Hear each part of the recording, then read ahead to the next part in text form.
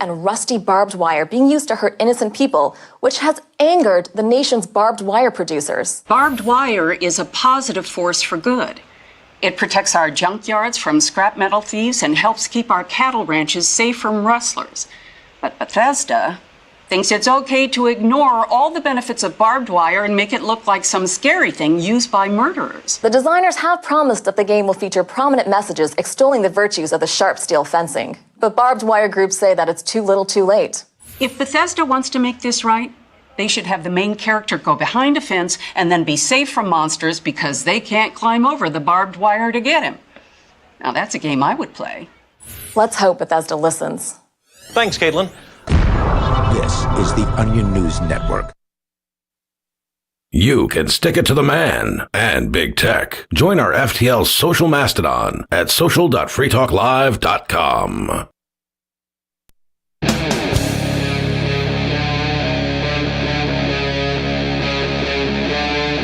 Free Talk Live.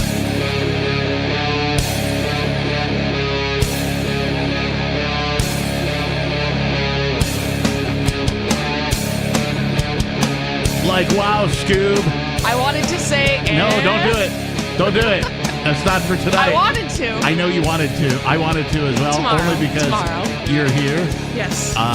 But we don't have, a third person from that crew. No. And in fact, we're expecting... It wouldn't be right. It's the wrong day. Yeah. We can't do it. Yeah. Can't do it.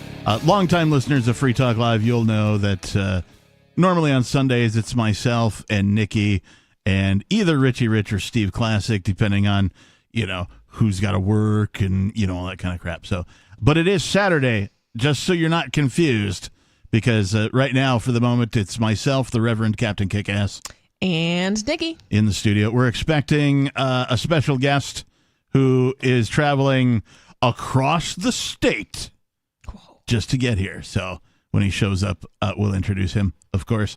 If you want to join in the program tonight, you can dial 603-283-6160. Again, 603-283-6160.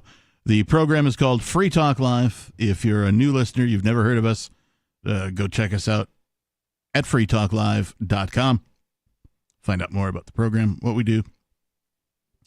We, for me to describe this show is kind of like I can really only describe the shows that I'm on, right? If I try to describe the show like in general, it might not fit, when the other hosts are on and that kind of a thing. You know what I mean? I like the description of we talk about things from their perspective of peace and liberty. That is true. Yes. I feel like that sums it up well because we do talk about things. We don't just not necessarily a political show. We talk about politics occasionally. Generally speaking, I guess you could call us like a current events talk show. Yeah. Because we do talk. Do we talk? Sometimes. Occasionally. Some of us need remedial speaking, apparently, including myself. We do talk about current events, but they might not be the events that you think are current. And by you, I mean the listener. So if you want mainstream news, then go to a mainstream news site. Yeah, this is not the place for you. If you want something different where folks can call in and, either talk about what we're talking about or change the subject, bring up whatever they want, well, 603-283-6160. I do have some show prep for tonight, and I want to talk about this. This is from the AP, apnews.com. No joke. Feds discourage humorous electronic messages on highways. We touched upon this on Wednesday. Did you? We did. Really? Yeah. Ah, you bastards. I had it like that's my primary article tonight. Either way, we're going to talk about That's okay, because, I have a lot to say about it still. Because the feds hate fun, apparently. Yeah. That was the consensus that we came to. Yeah. I can't even believe that this is a thing that they're trying to discourage. And it is, I think the whole thing is very embarrassing because out of all of the things that need to be done, out of all of the fixing that could possibly happen within the federal government, like this is the type of thing that they're fixating on, right? So it's kind of like, I don't know. There are a million other things that I could list that should catch the federal government's attention that come way before some funny joke on a road sign on the highway. So, like, I think we've all seen these sort of digital, I don't want to call them billboards because they're not really for advertising, right? But these digital signs that the highway department, Department of Transportation, wherever you live, whatever. We've seen these, like around Christmas time. It's like, ho ho ho, slow down, don't kill the reindeer, funny, something along those lines. Or it's even just like, These boards are there for like, hey, you know what? You're entering a mountain pass. There's going to be some snow and ice. They're there for informational purposes. Yeah. Right. Which is fine. I have no problem with that. But if somebody wants to have, a little bit of fun and make somebody's day and try and not be like super serious with these signs, I'm all for it because lighten up, man. Pull the stick out of your posterior. World's dark enough as it is. Yeah, indeed. And by the way, listeners, Zephin is now here with us. He's our special guest tonight. Welcome. Yeah, sorry, I was following in the steps of my best friend here, Lee, or Pickless Mountaineer, rather. I actually intended to arrive early, but I got stuck behind a government salter. That's something that we have out here. I also got stuck behind that on my way. I live north of here, so like on my way south. I left in plenty of time, of course, but man, that line was long. Yeah. I had 50 cars or something behind this. It was two of them, actually. One was plowing, the other one was salting. They were both the same type of truck with the yellow lights on, but they're doing 30 in a 55. Yeah. And in New Hampshire, we have these long highways, but there's only one of them. We haven't gotten to the point to where we have private roads, unfortunately. Otherwise, I could have gotten here a lot sooner. I would have paid the premium. Oh, and I don't know. Let me ask you this about the big city area, Manchester. Yeah, right. Because you're kind of out that way. Yeah. Do they have something known as a bypass? So, in a big city, I'm thinking like Minneapolis or St. Louis or Chicago. If you're traveling north and south, and you want to bypass Chicago entirely, you don't want to drive through the city, they've built a freeway that's sort of it comes up to the outskirts of the city and then just sort of goes around it and reroutes you north around the city.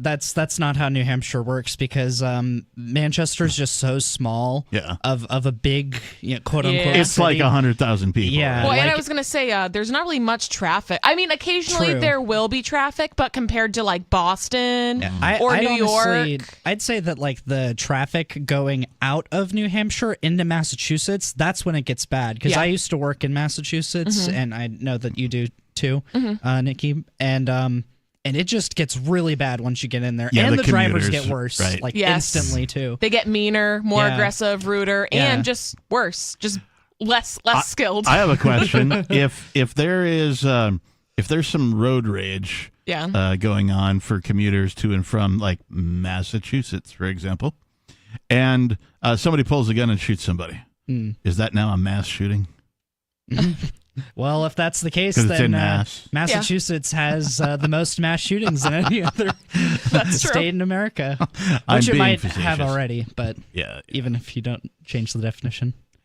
So this from the AP. It's no joke. A federal agency is discouraging humorous and quirky messages that could distract or confuse drivers on highways and freeways across the country. The Federal Highway Administration recently released an updated 1,100-page manual that spells out how 1,100 pages. Give me a break. I know. They couldn't just be like, hey guys, can you tone it down with the funny messages on the highway side? They could just send an email to, a distribution group to all the supposed leaders or managers of these signs. Well, how would the lawyers make all the money if they did that? Yeah, they instead had to release it. There's a hyperlink to it. Maybe they have the whole. Oh my gosh, they do. It's the Manual on Uniform Traffic Control Devices, the MUTCD, another useless acronym. Jeez. Okay, look, I come from the tech world. I love a good acronym, right? I love it when, there's even some humorous things that have been going around. It's like boss in general, superior, high intensity training. Mm-hmm. Now, if you figure out that acronym, it's big, right? That's a word I can't say on the air, right? And so, like, this is to make fun of acronyms in like the corporate and the tech world and that kind of thing. So, like, I enjoy a good acronym, but man, government has some of the worst acronyms. Right. I think that like have ever been produced. It's hard enough to memorize the acronyms, but they also expect you to memorize the thousands of pages that they publish. And if you don't and you break one of those laws, then they throw you in prison, because ignorance of the law is no excuse.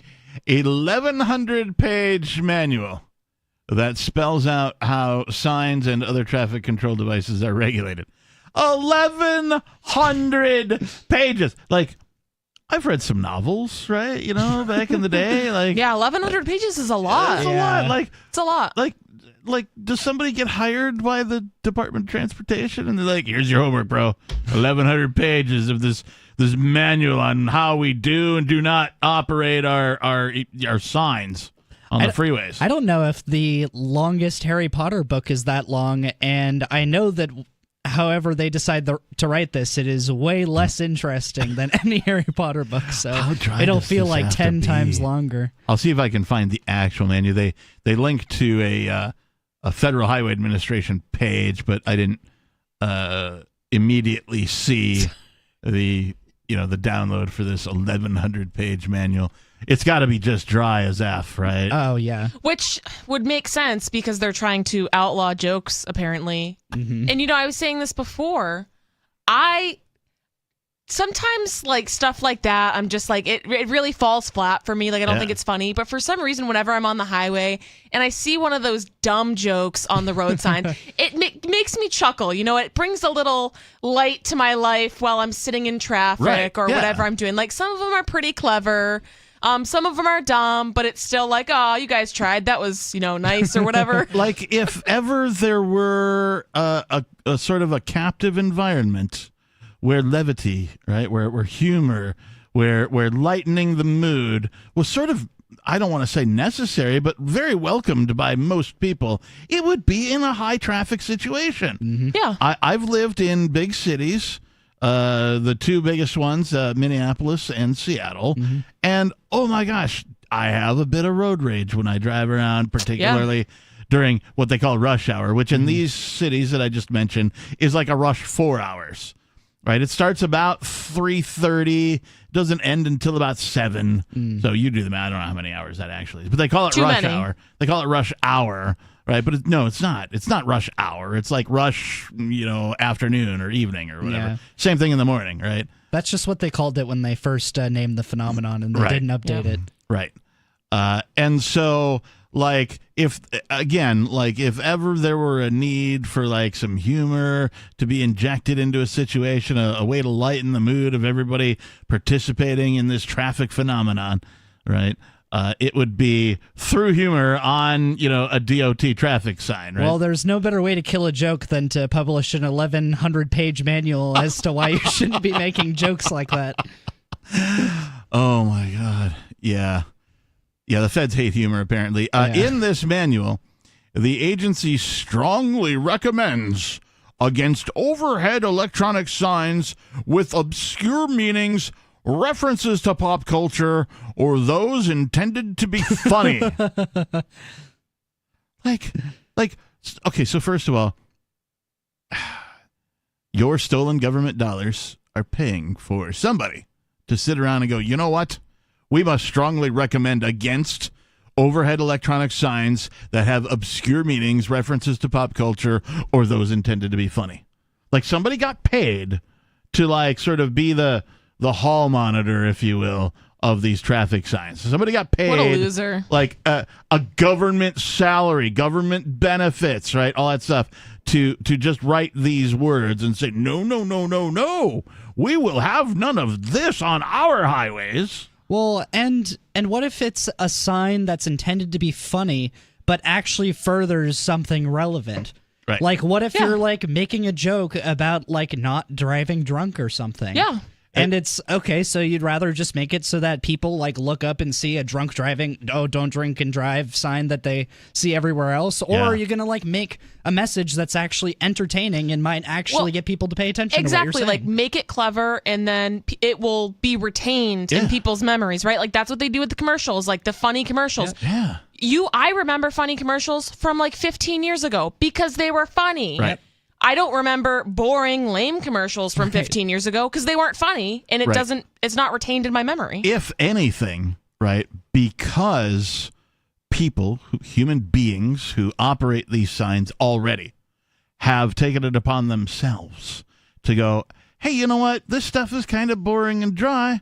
Let's lighten it up a little bit. Occasionally let's throw a holiday thing in there, or let's make a joke about something or another. Yeah. You know, because people have taken it upon themselves to do so, you shouldn't go the opposite way, right? Because progress is dependent on people making independent decisions. And if a bunch of people make the independent decision to make these sort of street signs funny independently across states and cities and all that kind of stuff, then you should go the opposite way. You should go with that. And instead of paying some MFer a salary to write an 1,100-page manual about like how you can't be funny or humorous or poignant or cultural, you should go the other way and instead maybe hire some like marketing people or retired marketing people and be like, how can we make these both relevant and a little bit humorous at the same time? Because guess what? People are paying more attention to the funny ones than they are the dry ones. Well, you know what this demonstrates is that for the regime, it's not about the message that they're bringing forward. They aren't actually, putting up that sign because they care about your welfare in respect to you not drinking and driving. Right. Otherwise, they would allow it to be funny. What they do care about is putting up signs in which they're able to, demonstrate their control, and that's what this is all about. If it were actually about safety, they would make it as entertaining and fun as possible, but it's not. They should make a law saying that they have to be funny. I was going to go down that route, but if it's not funny enough, disqualified. Right. If we're going to legislate things. Yeah, if the institution known as government were actually about your safety on the highways, they would do those things. But this is very revealing and telling that, indeed, no, the institution known as government is not about these things. It's about control. And this person who was paid a government salary to write this 1,100-page manual is wanting to control you even further. It doesn't want there's no fun. They don't care that you're human. They only want the distinct and abbreviated message relayed. And we'll go into that. It says the signs should be, quote, simple, direct, brief, legible, and clear when relaying important information like warning drivers of crashes, adverse weather conditions, and traffic delays, the agency said. Seatbelt reminders and warnings about the dangers of speeding or driving impaired are allowed. I mean, they always have been, right? Yeah. Here's, we were talking about some of the messages. States around the country have used quirky messages to draw the attention of drivers. Among them, use Yablinka in Massachusetts. That's a good one. Spelled Y-A-H and then B-L-I-N-K-A-H. Yeah. Use Yablinka, right? I think that's funny. Yeah. This one is my favorite. We were talking about humorous yet poignant. Visiting in-laws? Slow down. Get there late. That's a joke about people hating their in-laws, right? And that's totally if I were in a car with my wife and my kids or something, and I was kind of I don't really want to go see the in-laws or whatever. Yeah. I saw that sign, I'd be like, right, and it would just It's relatable. A lot of people can relate to that, probably. Yeah, give a little little levity to the situation. I mean, and even if I'm not visiting my in-laws, I could look up at that and think it's funny and then slow down because it persuaded me more to slow down than if it's slow down. It's I'm going to go faster probably.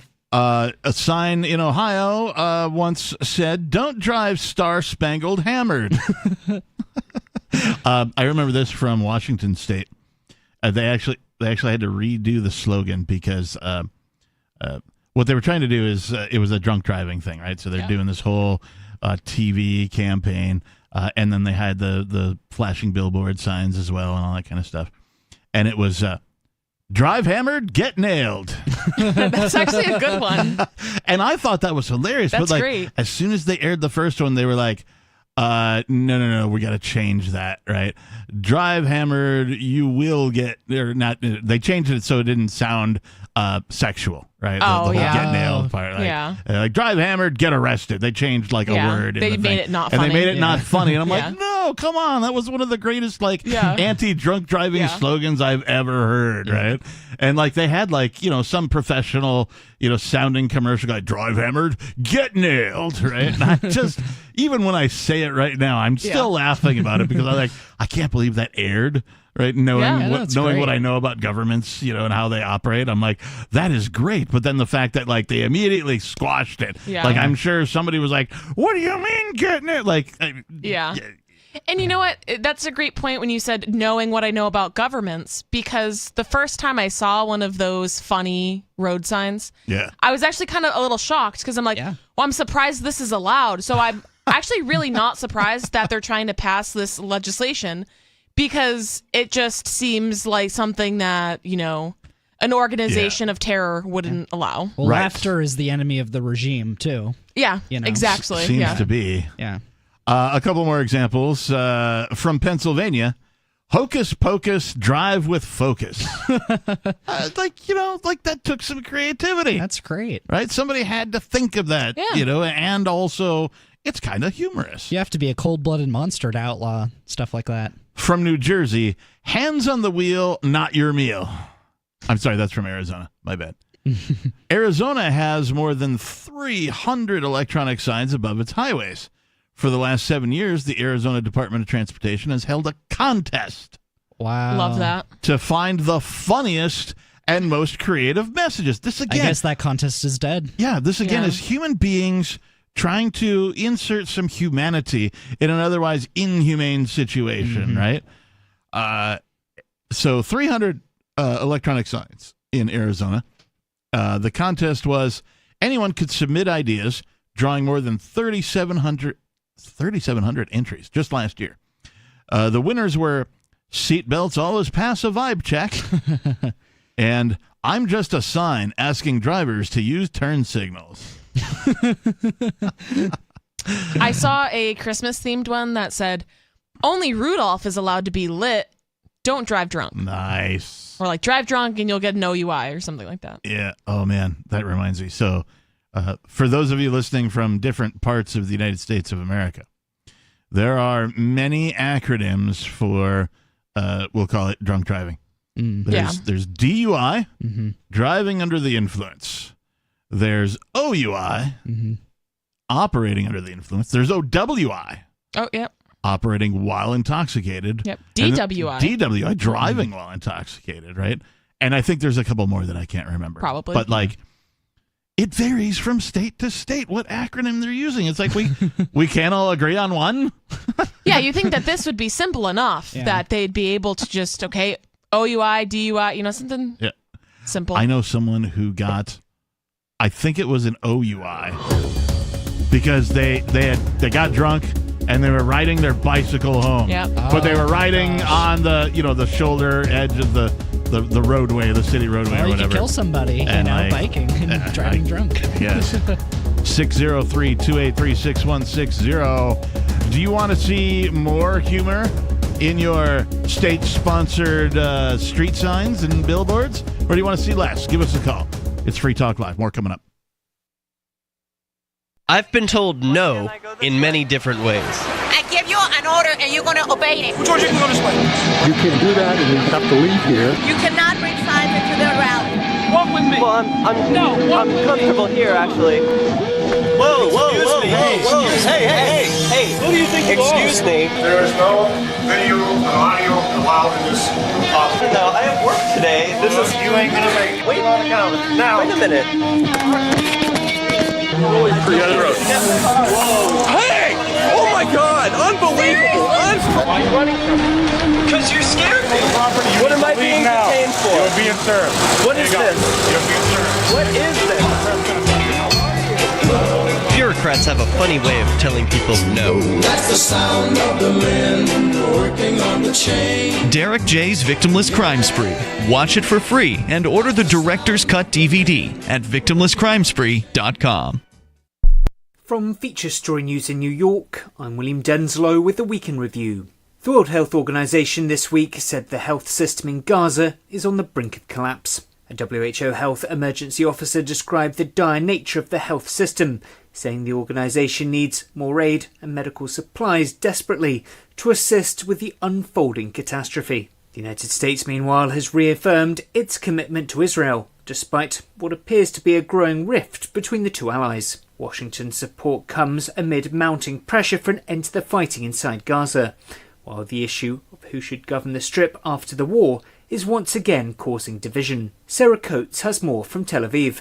Washington claims that its support of Israel remains ironclad. This is despite stark differences between the US and Israel over the prospect of a two-state solution. The Israeli Prime Minister Benjamin Netanyahu came out late Thursday to say that he fiercely opposes an independent Palestinian state inside the Gaza Strip once this war is over, with the US State Department saying there's no way to solve Israel's long-term security challenges without it. Tensions between Iran and Pakistan appear to be easing after the two nations exchanged missile strikes. Both countries say they were targeting militant bases in each other's territory. Experts say neighbour India is watching developments very closely. Our South Asia correspondent Neha Punia reports. Experts say it's not a surprise that New Delhi backed Tehran's position, given the close ties between both countries. Also back in 2019, India had similarly carried out airstrikes in Pakistan as well, allegedly targeting militant groups that were operating from there, which India said were targeting its nationals. Bilateral ties between both nations were downgraded soon after and remain the worst they've been in several decades. Attention in the race to be the Republican Party's presidential nominee has turned to New Hampshire, with momentum firmly behind Donald Trump. His resounding victory in Monday's Iowa caucus puts him in a good position, but Nikki Haley's numbers are also looking strong. Caroline Malone reports. Donald Trump may have won the Republican caucus in Iowa by a record 30 points, but the upcoming primary is a different crowd.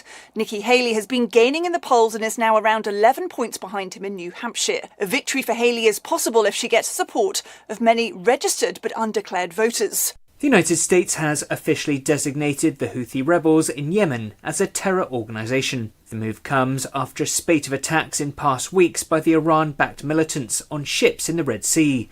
Assaults the group claims are in solidarity with Palestinians amid the Israel-Hamas war in Gaza. The US and its allies have responded in recent days with strikes on Houthi targets in an effort to protect freedom of navigation. From bureaus worldwide, this. Don't miss a moment of Free Talk Live. Get our archives daily via our podcast at feeds.freetalklive.com.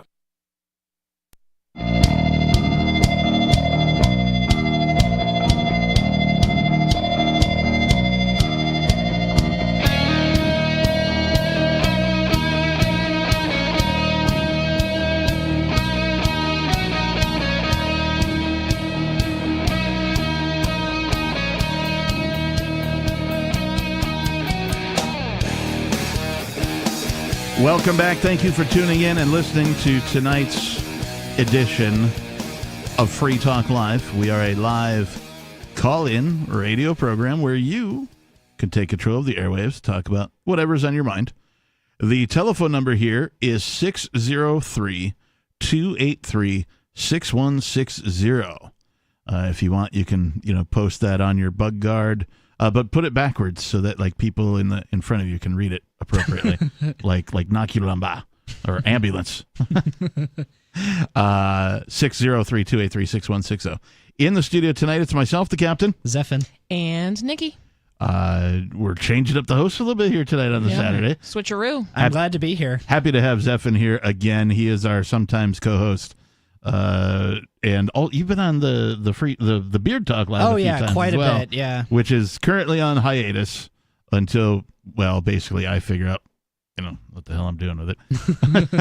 I have some ideas and I want to implement them. I did obtain the beardtalklive.com domain. Oh, Cool. nice. So, if I'm going to spend $7.95 a year, I better do something with it. Yeah. Right? And we still have the guest beard.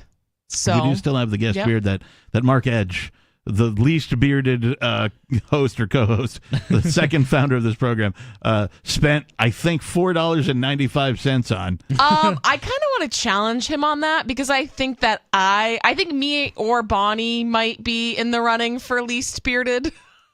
Least bearded male. Okay. All right. I accept that. I think somehow Mark... I'm like, I don't know. He has a little stubble sometimes. Sometimes he'll show up with like a whisker. Yeah. Well, who would number 2 be then? I mean, all the other co-hosts, male co-hosts I can think of have beards. I think so, yeah. Jay has a beard. Yeah. We don't have any bearded ladies. Steve at Classic. at this time. Steve Classic has a beard. Oh, the sometimes host Big Kahuna is clean shaven. Okay, yeah. Yes. True. He is clean shaven. Okay, yeah. He hasn't been around in a while, but he gallivants as well. Yes. Mark Edge gallivants. He's wherever the hell he's at. I have no idea, but we expect to see him again as well. I'm trying The to think clean-shaven gallivanters. Yeah, apparently It must if be you're a thing. apparently if you're gonna gallivant, you must be clean shaven. Well, that's the weird. thing, yeah, because it's too cold up here. Yeah. You need a beard or something. Well, and it's weird because historically, too, vagabonds have been the kinds of people that have had beards, So. That's true. I was at a place having some dinner before the show, and I have a generous-looking goatee, of course. And then, I looked around. I was sitting at a bar, right? And I looked around, and 50% of the people there had giant beards, and Really? it was like Duck Dynasty style beards, Yeah. right? Just giant, just Goals. everywhere, right? And they were tall dudes and short dudes and wide dudes and skinny dudes, and I was just like, man, there is a plethora of bearded men here tonight, right? And then I was just thinking, I'm like, oh, right, it's New Hampshire, and it's 9 degrees out. Yeah. So it doesn't, really surprise me at all. We've been talking about this article from the AP where feds hate fun. That's not the article headline. That's not news. That's my, well, it's not news. Yeah, old news. Just kind of a fact, really. Yeah. But apparently there's a... There's a I don't even want to call it. What do you call this? What was it when A prohibition on fun. No. What was it when the Catholics started killing everybody? Oh, the Inquisition? It's kind of like that, but Yeah. that was called a I don't know. I don't know what the word is I'm looking for, but there's a movement, if you will, from the federal government to squash fun with these highway signs. So much so that they released an updated 1,100-page manual spelling out exactly how signs and other traffic control devices should not contain any fun. So The only propaganda that we want you to release is propaganda that is not funny. Which, I mean, good Lord, at least people, if you work a government job, just at least recognize that the people you're persecuting, the people you are coming down upon, the people you are targeting are human beings like you. You are also a human being. Please try and at least treat each other as such. Mm-hmm. So, at any rate, some of the signs around the country: use Yablinka in Massachusetts. Visiting in-laws, slow down and get there late from Ohio. Don't drive Star-Spangled Hammered from Pennsylvania. And Hocus Pocus, drive with focus from New Jersey, along with Hands on the Wheel, Not Your Meal from Arizona. These would all be outlawed under this new prohibited manual. So we could talk more about this. There's a little more to this story, but we do have some callers on hold. Let's go to, I believe this is Ricky from the Commonwealth calling. Well, thank you there, Brother Captain. Brother Stefan, pleasure to meet you. And, no, Zephan, I'm sorry. There you That was go. that Jack. Where the hell was that jackass from there? Where was that Captain, Brother Stefan? He's a pure statist now. Brother Ian had him on the air. He said it was disgusting. Anyways, Was it do you remember Stefan, Nikki? I don't know. Stefan or Oh, Stefan? yeah. Well, he's a real statist. Like, Anyway, are you he talking used to about call Stefan himself a Molyneux? libertarian, now he's a statist. Are you talking about Stefan Molyneux? That's the only one I could think of, but he was never a host. Ohio, that's right. The man was from Ohio. That figures. People from Ohio suck. I'm really depressed that they're right next to us. None of us said Ohio, Ricky. No, I know it was Ohio. Just remember where the man's from. All I can think of when you say Ohio is the Drew Carey shows. Cleveland rocks, Ohio. Any no. Funny, you guys are way young compared to me and Ricky. Okay. Anyway, go ahead, Ricky. Oh yeah, and Sister Nikki. Good evening. Good evening. Well, I'm ashamed to admit it, Captain. It took me 6 months, but I finally got chance to listening to your EP, and I have to admit, it's most definitely lyrically and musically superior. I have to admit. Hey, thanks, That's awesome. man. That's awesome. Thank you for listening. I appreciate that. I'm sitting here, I'm cranking it up in my room, and I'm really impressed, man. The music was hardcore, man. Yeah, it is. I tried not to make it thrash metal, because that's what I normally try and make my music sound like. I tried to make it a little more rock, but I took some cues from some 90s metal bands like Helmet and Prong and that kind of thing, and they sort of lean hardcore as far as metal is concerned, not necessarily hardcore, hip-hop, that kind of thing. That's what that's what I really loved about it. Not only the music I thought had a nice balance, but I thought it had a balance with the lyrics also. Thanks, man. In that sense. I really appreciate it. Anybody who's listening, if you want to listen to the EP, you can just go to CaptainKickass.com. There's a YouTube thing right there at the front of the page. You can just click on it. All 3 music videos for all 3 songs will play. You scroll down a little further on the page, and then you can figure out how to there's a link that'll connect you to like my Bandcamp site where you can either buy the download or buy the physical or both. It's only $20 for the EP, CaptainKickass.com. I did want to ask you, Captain. Now, I was going to hit your website to buy it in the future because it's damn good enough to buy, no doubt. Yeah. And I got to tell you something, though. Is your Captain Kickass website linked to the Free Talk Live servers? I don't know what you mean by linked. I mean, is it on their servers or is it on your own server? No, that's all hosted by somebody outside of the Free Talk Live family. Well, that's good because, see, here's my problem. See, I run a Galaxy, an S23 Ultra, in fact, because I'm hardcore with my tech. But see, here's the problem. I've noticed that everybody from, like, the S20 series Galaxies, including the A series, cannot hit the Free Talk Live servers. But people on the damn iPhones can. Interesting. And I can find no information anywhere. I don't know if nobody's paying attention or what. Or nobody cares, but damn it, I care because I can't even access my AMP account. We did recently have a website redo, and we've employed some other folks. And I'm talking about Free Talk Live now. Mm-hmm. Free Talk Live has employed some folks to do the redesign. So I will pass that on to our, for lack of a better term, our webmaster, and let wizard. them and let them know that you're having a hard time.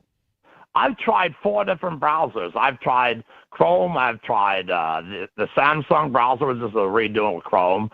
Plus, I've done Edge. That was the one that shocked me. And Opera. And every one of them, I got a 408 error. Every single one of them. People using Safari can do it. I don't think it's a browser issue. I don't know what the hell it is. And Samsung's no help. Oh, we can't hit a third-party website. Well, damn it, somebody in their operation can. Yeah.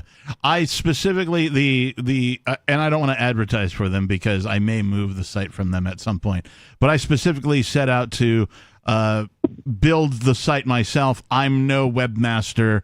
I have very little HTML programming capability, save for like some early MySpace days where everybody had to learn a little bit of HTML. So I wanted something that was what we call WYSIWYG. What you see is what you get. Where like I could view it, I could, it's like, do you want to add a video here? Click, here, paste the URL. And I'm like, okay, yeah, I got that. Yeah. Right. And like, now you can move it around left, right, center, put some background, whatever. So I specifically chose the host that I have because it was WYSIWYG. What you see is what you get. But also there was an AI involved.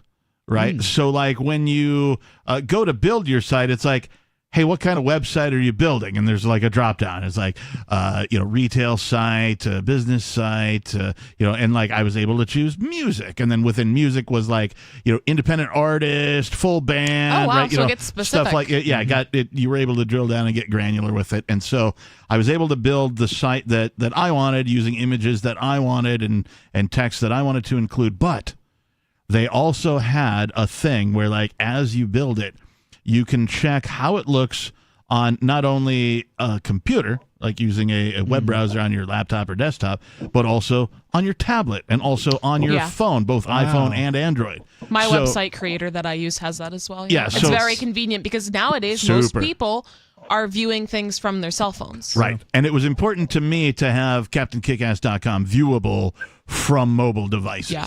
Right. I'm old enough to where like it used to be the only way you could view a website was on a computer. And that was fine. And then all of a sudden, mobile took over everything. And now it's almost more important to make sure it looks good on mobile before you make sure it looks good on a web browser. So again, thank you for listening and checking that out. Well, I'm definitely going to buy it. And plus, now that I know I can access your website, I'm going to definitely do that. But the fun is, damn it, Patrick, do you mind?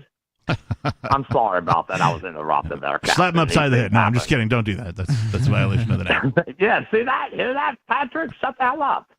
Anyways, got to show a little humor. Speaking of humor, by the way, the federal government, now I got to disagree with you, Captain, about the federal government not having humor. Anybody that has paid attention to the news for the past 7 years, there's a hell of a lot of humor there. Because if you take it dead serious, you just can't handle it. But I will tell you this, Ricky from the Commonwealth has a hell of a sense of humor. See, come 2025, I'm going to run for office. And, I'm going to do other things, mind you. I can't do it overnight. But here's what my sense of humor is. See, I know the federal government doesn't like me, and the state hates me. So I'm going to use that seat of power because the legislature is very powerful here, okay, as I mentioned recently. And I'm going to use it to blow the Fed away and it spits the state with it. That's how I laugh, Captain? Sure. Well, what's your proof that the federal government is funny? You know what's funny? You called me Crazy Ricky the one night. And I can imagine, because only a crazy man would pick a fight with the state. They already don't like me. I've come around to think, like, I've just been observing people just in my normal, regular life. Like if I go grocery shopping or I'm at the gas station or, I'm getting some food to go somewhere or whatever. I'm at the Home Depot getting some lumber to finish my remodel, whatever. I've just come to the conclusion that there are no sane people. Well, most likely, and let's face it, I can't think of a better way to go into battle and pick a fight with the damn Fed and the state with it than wear a battle flag. It's called capture the flag, Captain. Yeah, but like I don't want to be captured, and also I don't really like flags. Well, see, I'm the one wearing the battle flag for everybody down here. They don't, I don't expect everybody to be Ricky from the Commonwealth because it takes a lot to be that. Why do I have this picture of, I don't even know what you look like, Ricky, but like I have this picture of like you know, a man in his, what are you, mid-50s or something, you know? I'm 50 on the button. Okay, all right, man in his 50s, right? But like you've kind of got like a Superman pose, right? Maybe a Captain Morgan, like one leg up with like the two hands on your hips, but you've got a flowing battle cape on behind you. That's exactly what it looks like. Spot on. From the top. It looks exactly like a cape. I'm hardcore, no doubt. But I will tell you this. That's the one thing I wanted to say to you, Captain, because there will be Commonwealth stuff all over the place in 2025. Because, see, I'm not happy enough with that district. Oh, no. I won 60% of the Commonwealth before the primaries. I call it the Commonwealth Tour. That's why I'm going to come to New Hampshire just to visit. But definitely, I'm going to have a special show as far as one of my rallies on July 23rd, if you want to pick that day. But I would love for you to come down and broadcast, because I plan on raising hell at my rallies. Well, if you're going to be in New Hampshire, let us know in advance, and we'll do our best to not only get you on the show, but make sure that you're covered. Ricky, thank you so much for the call, man. We appreciate you. 603-283-6160. Let's go right away to, I believe this is David Ridley calling. Yeah, I had some thoughts regarding the New Hampshire independence hearing. All right. So just so our listeners know, this is David Ridley of the Ridley Report. Ridley Report. Wait. What's your singing slogan song? RidleyReport.com. Thank you. Very nice. Okay, go ahead. So there was, from listening to the testimony, there were some things that went right and went wrong in the way the testimony was delivered. And one thing that I was kind of surprised by how well it went was how many people talked about their own experiences instead of just talking about policy. Does that make sense? Yes. And I think, that's what the reps want, but I don't remember the reps actually kind of saying that to the, people. They just kind of did it. The other thing that people seem to get right is so Daniel Miller from Texit is always saying, you don't want to throw an entire platform in front of people or a bunch of complex things. Just make it about independence and just let it be about independence, right? Don't make it about your personal ideology. Yeah, and I agree with that wholeheartedly. There's, especially in New Hampshire, with the libertarians / voluntarists / anarchists, whatever title people are giving themselves, when they all get together and meet up, like, it's not very difficult for us to sort of like hang out and maybe talk about the minutia of the differences or whatever. But like, yeah, let's all focus on liberty and not like hate each other because of our slight differences in how we want to go about obtaining it.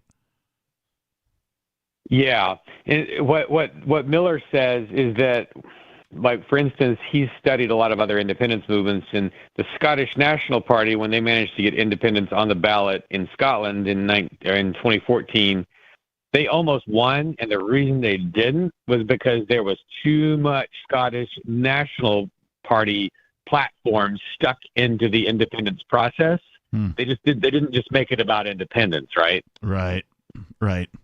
Yeah, if we could in New Hampshire focus on just independence, can we just become independent from, the rest of everything, really, for that? Like then we can all figure out the minutia of our own little lives and, little, societies and little communities within that independence. But, like, let's get the independence first. Yeah. Yeah. And people always say, well, what about X? Well, I don't know. That will be decided by New Hampshire. You don't have to figure it all out in advance.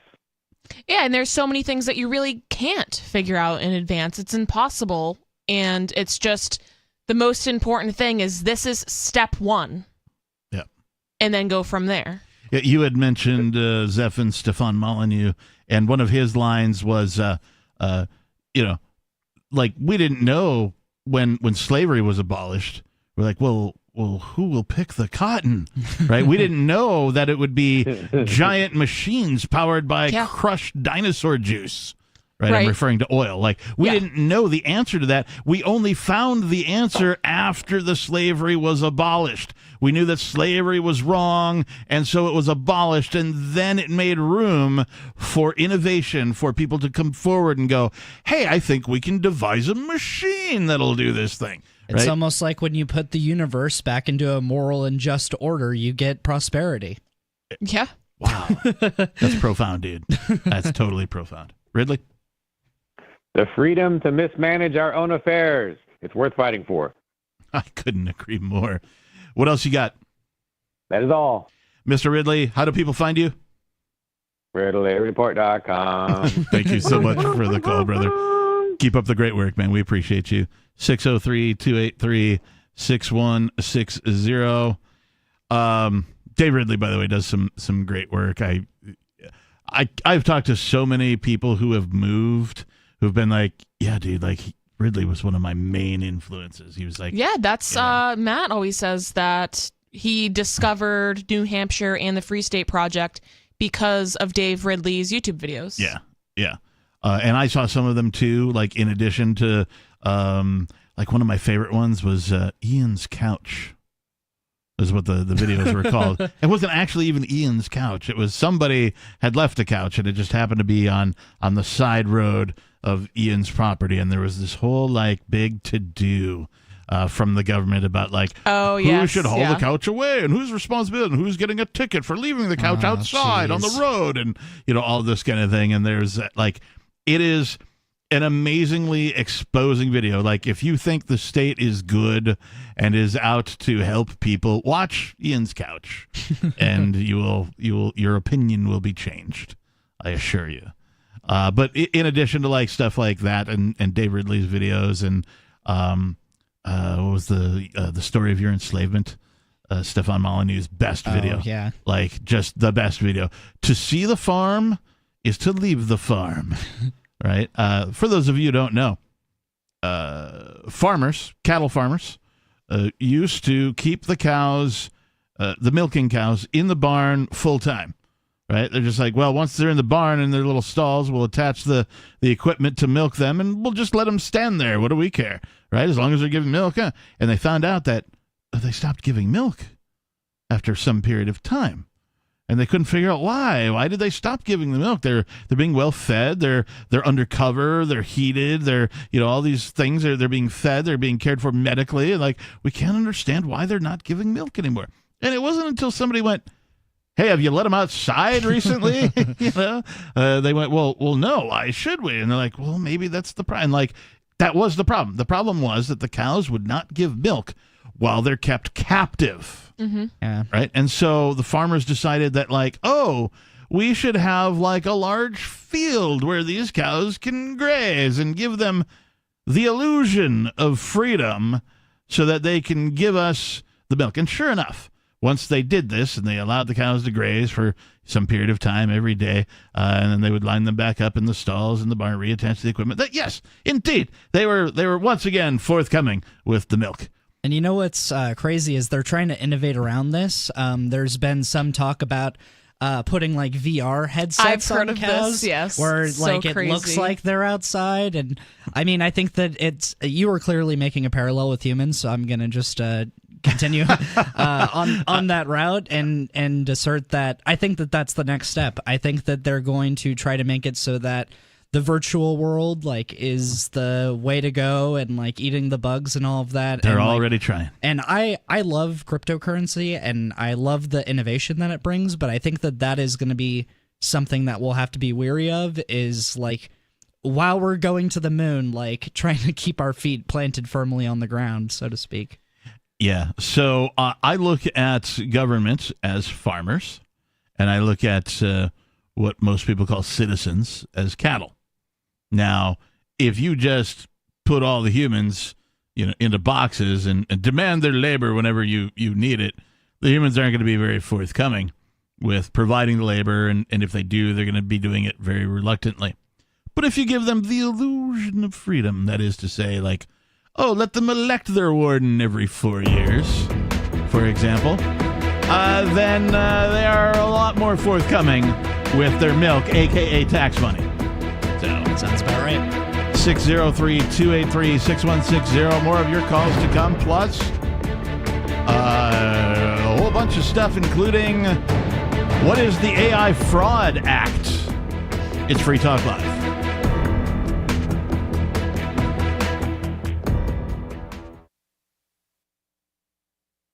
This hour of Free Talk Live is brought to you by Dash Digital Cash. Dash is the cryptocurrency designed to be used for spending. In addition to being one of the world's first cryptocurrencies, Dash was the first crypto project to have a decentralized autonomous organization that to this day continues to improve and promote Dash. Every month, 10% of the mining rewards go into a treasury. Anyone with one Dash to spend can put forward a proposal to the Dash masternodes. The masternodes vet the proposals and decide which ones move forward and are funded by that treasury. Nowadays, DAOs are plentiful, but Dash paved the way by doing it first, nearly a decade ago. Dash is one of the oldest cryptocurrencies and is widely available on exchanges, including the decentralized Maya protocol, and in multi-crypto wallets. It's easy to get and use Dash. Start by learning more at dash.org. Thanks to the Dash DAO for sending us 32 Dash per month to promote Dash on the air. Visit dash.org to learn about Dash. Dash.org. My name is Jacob Hornberger. I'm president of the Future of Freedom Foundation, which Congressman Ron Paul awarded for having an outstanding freedom website. Write us at fff@fff.org, and we'll send you a free 3-month subscription to our monthly journal of libertarian essays and our booklet, Economic Liberty in the Constitution, which George Mason University economics professor Walter Williams praised in a recent column. That's fff@fff.org. What if you want to hear the latest episode of Free Talk Live, but all you have is your phone, you forgot to download our archive, and you have no data connection? You can call our Listen line at 641-793-0191. That's a long-distance number, so you may incur charges. If not, listen as long as you want. 641-793-0191. The Free Talk Live Listen line, 641-793-0191. You're listening to the live edition of Free Talk Live. Hour number 2 is next after the news here on the Liberty Radio Network at LRN.FM. From Feature Story News in New York, I'm William Denslow with the Weekend Review. The World Health Organization this week said the health system in Gaza is on the brink of collapse. A WHO health emergency officer described the dire nature of the health system, saying the organisation needs more aid and medical supplies desperately to assist with the unfolding catastrophe. The United States, meanwhile, has reaffirmed its commitment to Israel, despite what appears to be a growing rift between the two allies. Washington's support comes amid mounting pressure for an end to the fighting inside Gaza, while the issue of who should govern the Strip after the war is once again causing division. Sarah Coates has more from Tel Aviv. Washington claims that its support of Israel remains ironclad. This is despite stark differences between the US and Israel over the prospect of a two-state solution. The Israeli Prime Minister Benjamin Netanyahu came out late Thursday to say that he fiercely opposes an independent Palestinian state inside the Gaza Strip once this war is over, with the US State Department saying there's no way to solve Israel's long-term security challenges without it. Tensions between Iran and Pakistan appear to be easing after the two nations exchanged missile strikes. Both countries say they were targeting militant bases in each other's territory. Experts say neighbour India is watching developments very closely. Our South Asia correspondent Neha Punia reports. Experts say it's not a surprise that New Delhi backed Tehran's position given the close ties between both countries. Also back in 2019, India had similarly carried out airstrikes in Pakistan as well, allegedly targeting militant groups that were operating from there, which India said were targeting its nationals. Bilateral ties between both nations were downgraded soon after and remain the worst they've been in several decades. Attention in the race to be the Republican Party's presidential nominee has turned to New Hampshire, with momentum firmly behind Donald Trump. His resounding victory in Monday's Iowa caucus puts him in a good position, but Nikki Haley's numbers are also looking strong. Caroline Malone reports. Donald Trump may have won the Republican caucus in Iowa by a record 30 points. But the upcoming primary is a different crowd.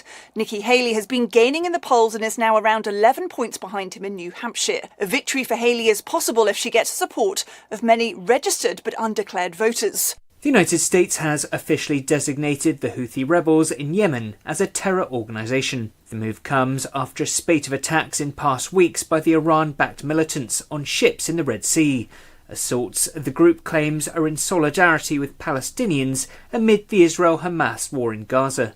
The US and its allies have responded in recent days with strikes on Houthi targets in an effort to protect freedom of navigation. From bureaus worldwide, this is FSN. With FSN Spotlight, I'm Simon Marks. Today, what is the impact on the global economy of the military standoff in the Red Sea between Iran-backed Houthi rebels and the US and British military, who are trying to suppress their ability to launch brazen attacks on commercial vessels? Peter Aylott is our guide. He's the head of policy for the UK Chamber of Shipping. Somewhere between 15 and 20% of worldwide shipping trade goes through that route. The diversions to avoid the route adds about 10 days to that distance. So it's a significant impact in terms of cost. We've seen the response by the UK and the US this week has caused a slight uptick in oil prices. And it's a very delicate situation, not only because of the Red Sea, but also because there is very clear evidence that the action by the Houthis is backed by the Iranians. and it's very clear that the UK and the US don't want to see an escalation and a further issues regarding shipping lanes in the region. The real issue is that we are already seeing some delays of delivery of goods. So people like Next, IKEA, Tesla, the German factory Tesla, have delayed producing cars because components from the Far East aren't getting to them at the time that they want. As he said, more military action is possible, further exacerbating many of those impacts, which could translate into slowed supply chains and higher prices for consumers. With FSN Spotlight, I'm Simon Marks. FSN is an independent source of news for TV, radio and digital networks worldwide. You can find more of our minute-by-minute updates on Twitter. Follow us there at Feature Story. And we have a wealth of audio and video stories from our global news bureaus on Facebook. You can find us there by following Feature Story News. Stay tuned for further updates right here. But for now, that's the latest Feature Story News. William Denslow. If you're just tuning in, a horrific accident. Dozens are dead and hundreds more injured after the Coors Light party train crashed in Pratt, Kansas. The train was barreling through a field on its way to liven up a boring, overheated barbecue when something went wrong. Partiers were thrown hundreds of feet from the train as the frost-powered locomotive careened through bystanders at its normal speed of over 27,000 miles per hour. Rescue crews are struggling to get close to the crash. The Rocky Mountain frost radiating from the downed silver bullet is flash freezing survivors' bodies as they try to escape the wreckage, and the OJ's hit song Love Train is looping at deafening levels. No word yet on the cause of the accident, but investigators are focusing now on the fact that the train weighs 400 million tons and was not on rails. Coors Light has released the following statement, quote, Coors Light regrets any loss of life caused by the Coors Light party train's raw, frosty power. Please continue to enjoy Coors Light. We'll have more on this story as it develops. This is the Onion News Network. We're still not sure why you'd want to watch, but our video feed is streaming nightly for free at cam.freetalklive.com.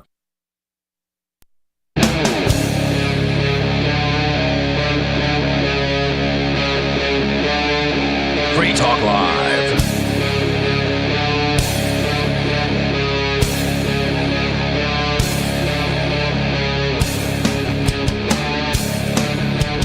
.603 283-6160. I got to give Dave Ridley a run for his money with his little, jingle for RidleyReport.com. I mean, he has a catchy jingle. You have like tons and tons of good songs and music. So, I finally, 2024? So, in it's been longer than a decade. So somewhere between 10 and 15 years ago, I uploaded a bunch of my former band's stuff to what we call a distribution network. If you're an independent artist these days, you're probably using something like DistroKid or something like that to do all this for you, which I used, by the way, recently for my EP. But my previous bands, one of them is called Pure Hatred. The other one is called Uncle Angst. And it took me roughly 11 years to get any of those to show up on like Pandora or Spotify or stuff like that. Wow. I got like the very first of those to show up kind of on like my own personal Pandora station. I'm like, well, that's better than nothing. Right. And then I did my Captain Kick-Ass EP, which showed up immediately, weirdly. Right, because like I did it last year, right? 2023. Tech. I didn't do it in 2013 or 2010 or even before that. And so I think that's part of the problem. Part of the problem is like my early stuff doesn't show up as readily because it was done sort of first, when the tech was newer and it wasn't quite ironed out how to do everything. And I discovered what at least Pandora did was they had created two different pages for some of my music, even though it was the same exact band name. And you could tell by like the website and the owner of the content and all that it was the exact same thing. Mm-hmm. But for whatever reason, they call them curators, whatever that means. Their algorithm, decided to put them both or separate them and do two. So that is what I surmise was preventing it from getting any, we'll call it airplay on the Pandora network. So anyway, I figured out how to game the system enough that it finally started playing, just like this year, like since January, right? What are we, like 20 days into it? Yeah. So, and I'm like, oh my God, somewhere between 11 and 16 years on, my music is finally showing up for me personally on my own station. I don't know if it's showing up for anybody else anywhere or not. And at this point, like, do I really care? Probably not. Yeah. But the good news is the Captain Kickass stuff is showing up. And if it's not, just go visit CaptainKickass.com. It is Free Talk Live. The telephone number here, if you'd like to join us. Oh, we had a caller. Where did they go? Well, whatever. Maybe they'll call back. Is 603-283-6160. In the studio, it's myself, the Captain. Zephin. And Nikki. And Free Talk Live is brought to you by ForkFest with an F. Oh, That's yeah. right. Happening June 13th through the 16th at Rogers Campground in the beautiful White Mountains of New Hampshire. ForkFest is a fork of the Porcupine Freedom Festival. ForkFest is decentralized, so there is no ticket cost and no one is in charge. For more information and to connect with other attendees, you can visit the unofficial website forkfest.party. That's forkfest.party. I think this summer is going to be a very crazy pork and fork fest. Fork and pork. Yep. It's funny because like Forkfest for a minute was after Porkfest. At first it started before, and I started calling it Fork and Pork, and then it moved to after, and then it was Pork and Fork. And now it moved to the beginning again. Now it's back to Fork and Pork. Anyway, go ahead. I mean, I think that given the fact that it's the Bitcoin halvening and crazy things happen to Bitcoin. Dude, what are the odds that the halvening happens on April 20th? Oh, well, hopefully every memer is working diligently to make sure that happens. Like I'm hoping that like some of these larger like mining people, you know what I mean, and that kind of like just sort of like look at how close are we getting and like, can we? Well, no, they definitely can we shut will off a try couple to of do it. machines to make it? You know, I don't know. Well, I don't know if you guys remember the last Bitcoin halvening, but Monero was basically a 420 stablecoin. Yes. Yes. And that wasn't by accident.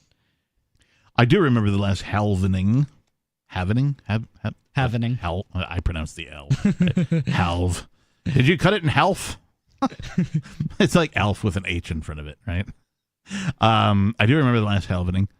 And this one appears to be positioned to be more dramatic, more exciting. Well, I mean, yeah, with the approval of the spot ETFs, and I mean, I don't think people realize how scarce Bitcoin is. Yeah. Basically, right now, the amount of Bitcoin that exists and the amount of millionaires there are, basically, if every millionaire right now wanted the amount of available Bitcoin that there is, and they equally distributed it, each one of those millionaires would get 0.02 Bitcoin. Wow. Yep. 0.0, so 0.2? Yeah. Wow. That's amazing. I mean, like, there are people out there that, you know, are what they call multi-coiners. Yeah. Mm-hmm. That they're holding on to several or Satoshi 10, billionaires. 20, 30, Yeah. 50, 100 Bitcoin, just, one person or one entity. Yep. And so you're right. Like, that makes the scarcity even more. Right. Yeah. Yeah, I knew a guy who had a decent amount of Bitcoin, and he was just like holding on to it, right? And people were criticizing him. They're like, come on, man, like buy a nice house for your wife and your kids. Like, what are you doing? And he was just like, nope. Yeah. Never. Yep. No, don't feed the whales. Yeah. So he was just like, no. I'm totally guilty of this. Yeah. I bought several Bitcoin way back when it was, 100, 150 bucks or whatever. I found myself unemployed, a year or so later, maybe 2 years. I'm not, but like Bitcoin had gone to like 750. Yeah. Right. 750. It's 45,000 thereabouts right around now. 42, I think, something recently, but like between, $45,000, we'll just call for a nice round number today. But like I only put in enough to get, several Bitcoin at the time. And so it went up to like 750. And that just happened to be how much I was paying for rent at the time. And I was unemployed. And I'm like, well, guess I'm going to have to cash in some of this Bitcoin. And so I did. And I paid my rent with Bitcoin for several months, and I look back at it now and I'm like, man, I should have just got a job. Yeah. Well, luckily we're still early. I've gotten over it, right? Yeah. Like at first, when the first time, when Bitcoin went to like 10 grand, I'm like, oh, what have I done? Yeah. You know? But then I got over it because I thought about how much did I put in? I only put in a few $100. Yeah. Yeah. Right? And I got to pay my rent for several months. And Exactly. It's like, And I totally got way more out of it than I ever put into it. It's important to have that kind of perspective in these situations because I know a lot of people who lost a hard drive or forgot their password or whatever it is, and they're like doing the math. Like I remember I had a friend who, he knew he lost a substantial amount of Bitcoin, right? And then one day it was just like, we're all sitting around and he's like, I'm going to do the math to see how much Bitcoin I lost because that's totally going to help. So we did out the math and it was so much more than he originally thought. And then it's like, now you're just hurting, bro. Like he'd be you're not going to get that back. There's no way. I mean, maybe you might. Who knows? It'd be better time spent to try to guess the seed phrase than to calculate. Or just buy more. I don't know. Oh, that too. You know what I mean? Like anything. I'm like anything would be better. You're just hurting yourself. Yeah. Like well, there's people there's people that I know right now that are just like, oh, it's too high. Like the fact that I didn't buy more sooner, like I'm just priced out. But no, before the spot ETFs were approved, I was thinking okay, maybe Bitcoin will hit 100,000, 150,000 this year. But no, with that approval, I totally think that a $500,000 or $1 million price point is not totally out of the question. There's only one way to find out. Yep. And that's the thing. And I don't, me personally, I don't believe in being priced out of it, right? Because it's not like you have to buy a whole entire Bitcoin, right? No. Of course not. You can buy very small fractions. You buy $5 worth. $5 worth, absolutely. And we'll start talking in Satoshis soon. Right. Yeah. Yeah. And I'm definitely not one to give any sort of financial advice, especially not on the radio, but something I occasionally say to people is don't invest more than you can lose, right? Yep. So don't put your whole savings into it and now it's can't pay my mortgage this month because I thought it was going to skyrocket or something like that, Like any sort of investing, be responsible with it, but don't feel like it's too late for you. I mean, this is still new tech. I mean, I know someone who identifies as an abolisher. What's the term I'm looking for there? Abolitionist. Abolitionist, yes. So they think the state is evil and want the state to go away. Yeah. So whatever you want to call it. So what they've done is they still, file their taxes and get their, income tax refund. Yeah. What they do is every year they just take that and buy Bitcoin with it. Yeah. And sit on it.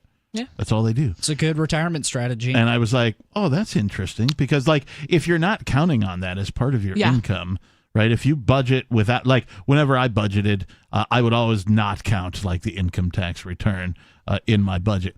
And so, if that's your, sort of course, if that's how you do your budget on an annual basis, that's, free money to you. Also, too, I know people who will do, they get paid every 2 weeks, right? And so, there's a couple of months in the year that they get that extra paycheck. Right? Oh, yeah. And they won't take all of it. They'll take, a quarter of it or something and chuck it at some cryptocurrency. Yeah. Right? So it's not the whole thing, and they'll do something nice with it, take the family out or go on a vacation, whatever it is, depending on how much it is. They'll use it for other purposes, but they'll take a portion of it. Yeah. Which is... I mean, this is called, it's sort dollar of cost averaging. Yeah, it's sort of just like dollar cost averaging. Dollar cost averaging, I think, necessitates you do it on a regular basis. Yeah. But what's a regular basis? Once a year? Right. A I couple think that's times regular. a year? For me, if I were dollar cost averaging, if I'm working a corporate Joe job, I'm going to take some quantity out of my paycheck every time I get a paycheck. $20 or something like that.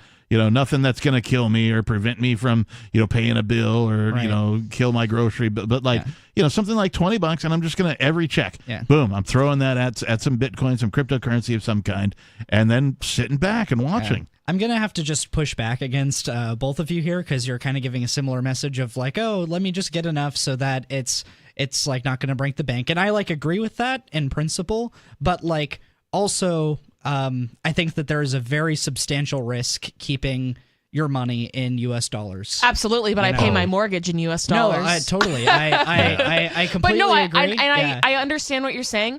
It is a risk to keep money in the bank in USD because we know it's almost the risk is the wrong word, right? Because we know what's happening to USD, right? No, like, it's a 100% guarantee that you will lose your money. Yeah, absolutely. At least like a substantial amount of the value, right? So it's like if I'm just sitting on a nest egg of a ton of USD, I know for a fact that is rapidly losing value. I mean, and I'll go even farther than that, even because everybody says, "Oh, invest your money into the stock market," right? Yeah. But like, if Who you says actually, that? I was about to say, like I don't say that. All but financial investors or whatever. Yes. And again, this if you hire a guy, isn't financial advice. What I'm about to say, it's just factual.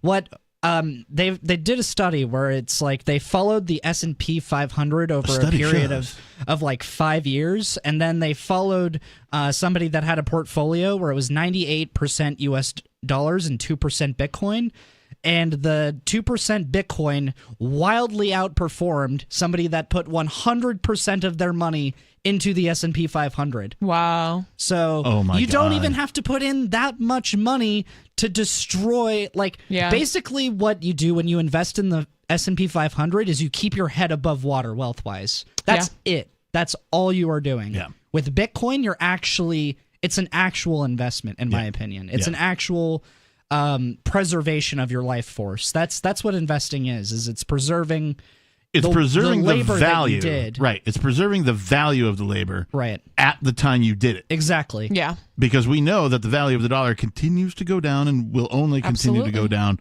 over the course of time. Inflation is here to stay. Yep. It's only going to increase. It's only going to continue. And the same can be said for not just cryptocurrencies, Bitcoin and the like, but gold, silver. Right? Yeah. Absolutely. These are safe places. If you earn enough money to buy a couple silver rounds, with a paycheck once a month or twice a month, whatever it is. Like I'm not giving financial advice, but that's not a bad move in my opinion. Yeah. Right. But for me, the real value is in the cryptocurrency because of the potential for the spike. Well, and for me, it's like basically the way that I determine my dollar cost averaging, and maybe this isn't smart, but like if I'm feeling optimistic, that's cryptocurrency time. Yeah. If I'm feeling pessimistic, that's precious metals time. Yeah. Because if we, I get what you're saying. If we even get to the point to where we're doing a little bit of space travel, precious metals are done. Right.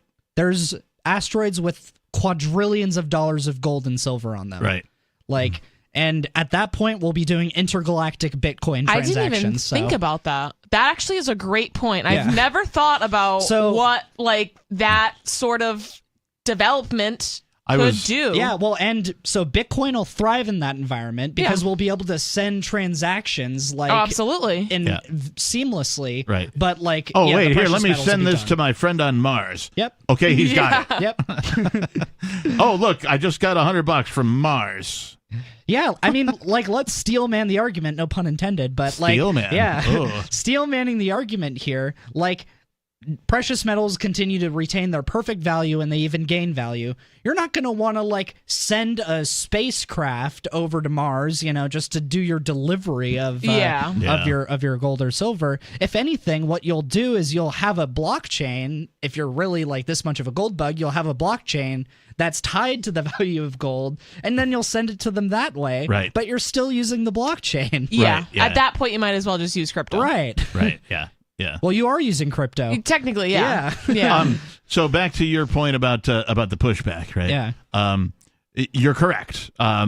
My opinion of, hey, maybe do some dollar cost averaging is really pointed at people who have never done anything with cryptocurrency. Right. If you're just getting started, you're just getting into it, you don't know what's going on.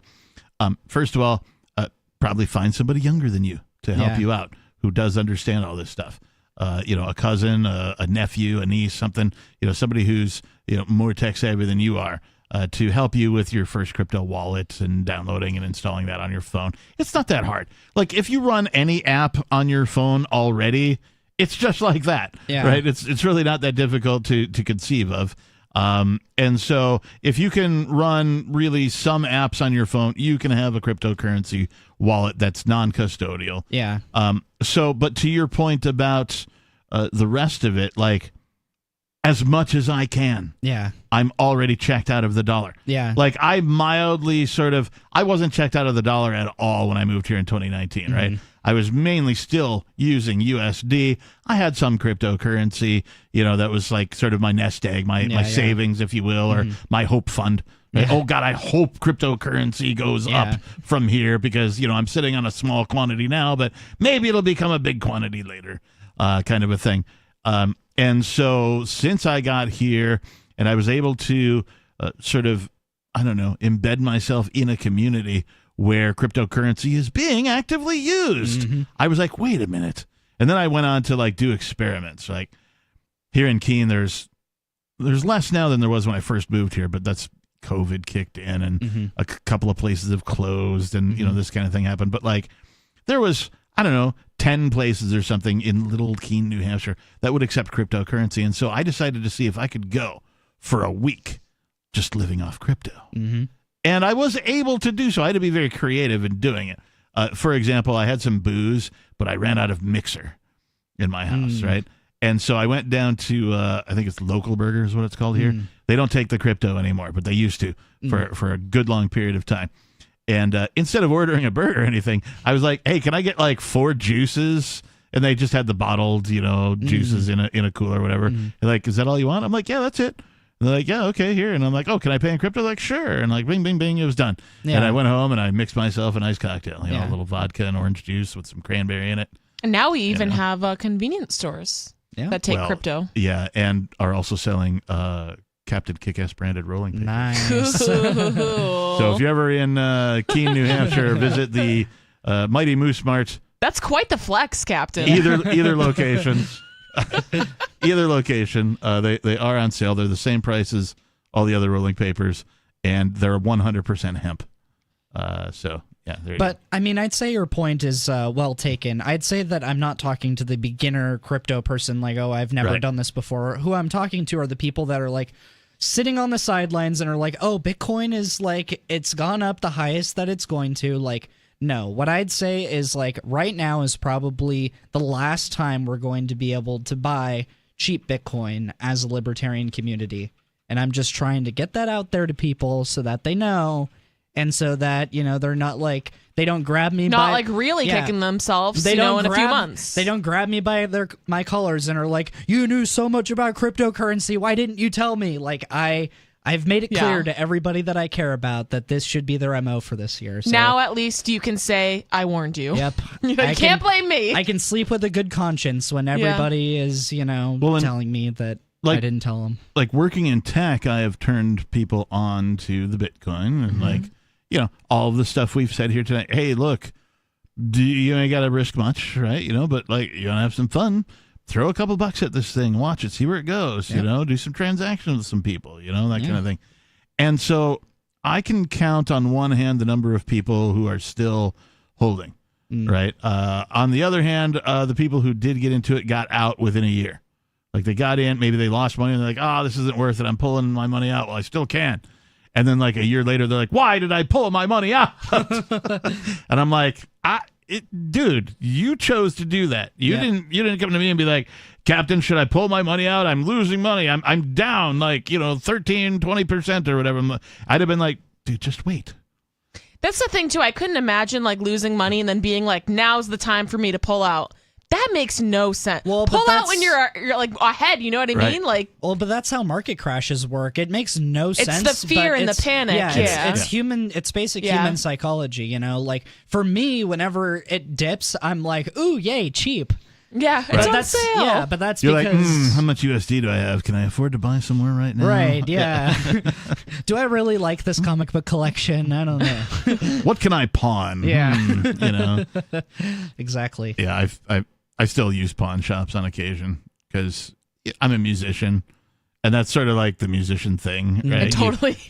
When you're young and you're like, damn it, I've got to come up with $50 to make my rent. You're like, dang, all I have is $20,000 worth of all of this which of my 7 guitars will I take to the pawn shop this week? It's amazing too, how musicians can accumulate expensive gear and yet be poor. Yep. Priorities. That's what it is. Yeah. Well, it's like there's like that one meme where all the guys are putting their swords into the middle, and it's like car guys, gun guys, musicians, like spending enormous amounts of money on things that, you're passionate about or whatever. 603-283-6160 is the number if you'd like to join us. More of your calls, of course, coming up. And also a Bitcoin sermon? It's Free Talk Live. Don't go anywhere.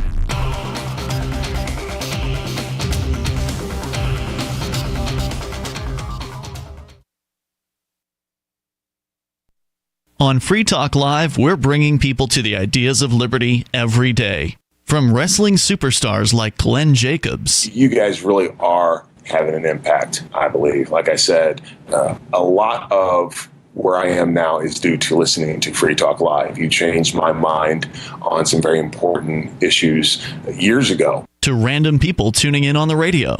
I was kind of stuck in the left-right paradigm. I heard your show by chance on a Saturday night. From there, I went on, joined the Free State Project, and become an amplifier. So, I mean, that's really the reason why I amp is because I know that if it wasn't for you guys being on as many stations as you are, I never would have found the ideas of liberty. You can help more people hear the message of liberty by joining Free Talk Live's AMPS program on Patreon for as little as $5 a month. And you'll get access to special perks. Visit amps.freetalklive.com, amps.freetalklive.com. From Feature Story News in New York, I'm William Denslow with the Weekend Review.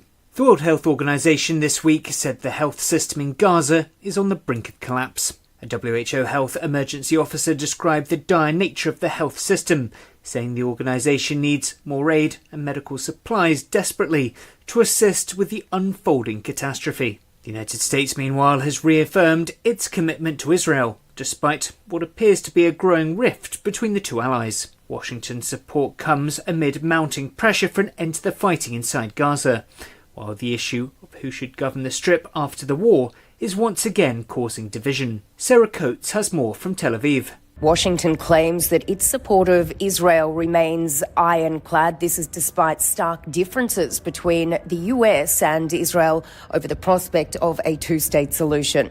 The Israeli Prime Minister Benjamin Netanyahu came out late Thursday to say that he fiercely opposes an independent Palestinian state inside the Gaza Strip once this war is over, with the US State Department saying there's no way to solve Israel's long-term security challenges without it. Tensions between Iran and Pakistan appear to be easing after the two nations exchanged missile strikes.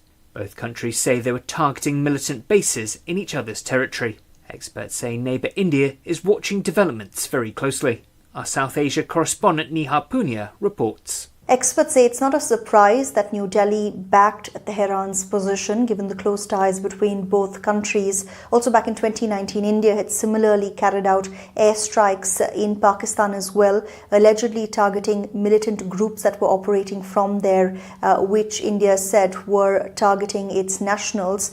Bilateral ties between both nations were downgraded soon after and remain the worst they've been in several decades. Attention in the race to be the Republican Party's presidential nominee has turned to New Hampshire, with momentum firmly behind Donald Trump. His resounding victory in Monday's Iowa caucus puts him in a good position, but Nikki Haley's numbers are also looking strong. Caroline Malone reports. Donald Trump may have won the Republican caucus in Iowa by a record 30 points, but the upcoming primary is a different crowd. Nikki Haley has been gaining in the polls and is now around 11 points behind him in New Hampshire. A victory for Haley is possible if she gets support of many registered but undeclared voters. The United States has officially designated the Houthi rebels in Yemen as a terror organisation. The move comes after a spate of attacks in past weeks by the Iran-backed militants on ships in the Red Sea. Assaults the group claims are in solidarity with Palestinians amid the Israel-Hamas war in Gaza. The US and its allies have responded in recent days with strikes on Houthi targets in an effort to protect freedom of navigation. From bureaus worldwide, this. You can help spread the ideas of liberty with our Patreon for just $5 per month at amps.freetalklive.com.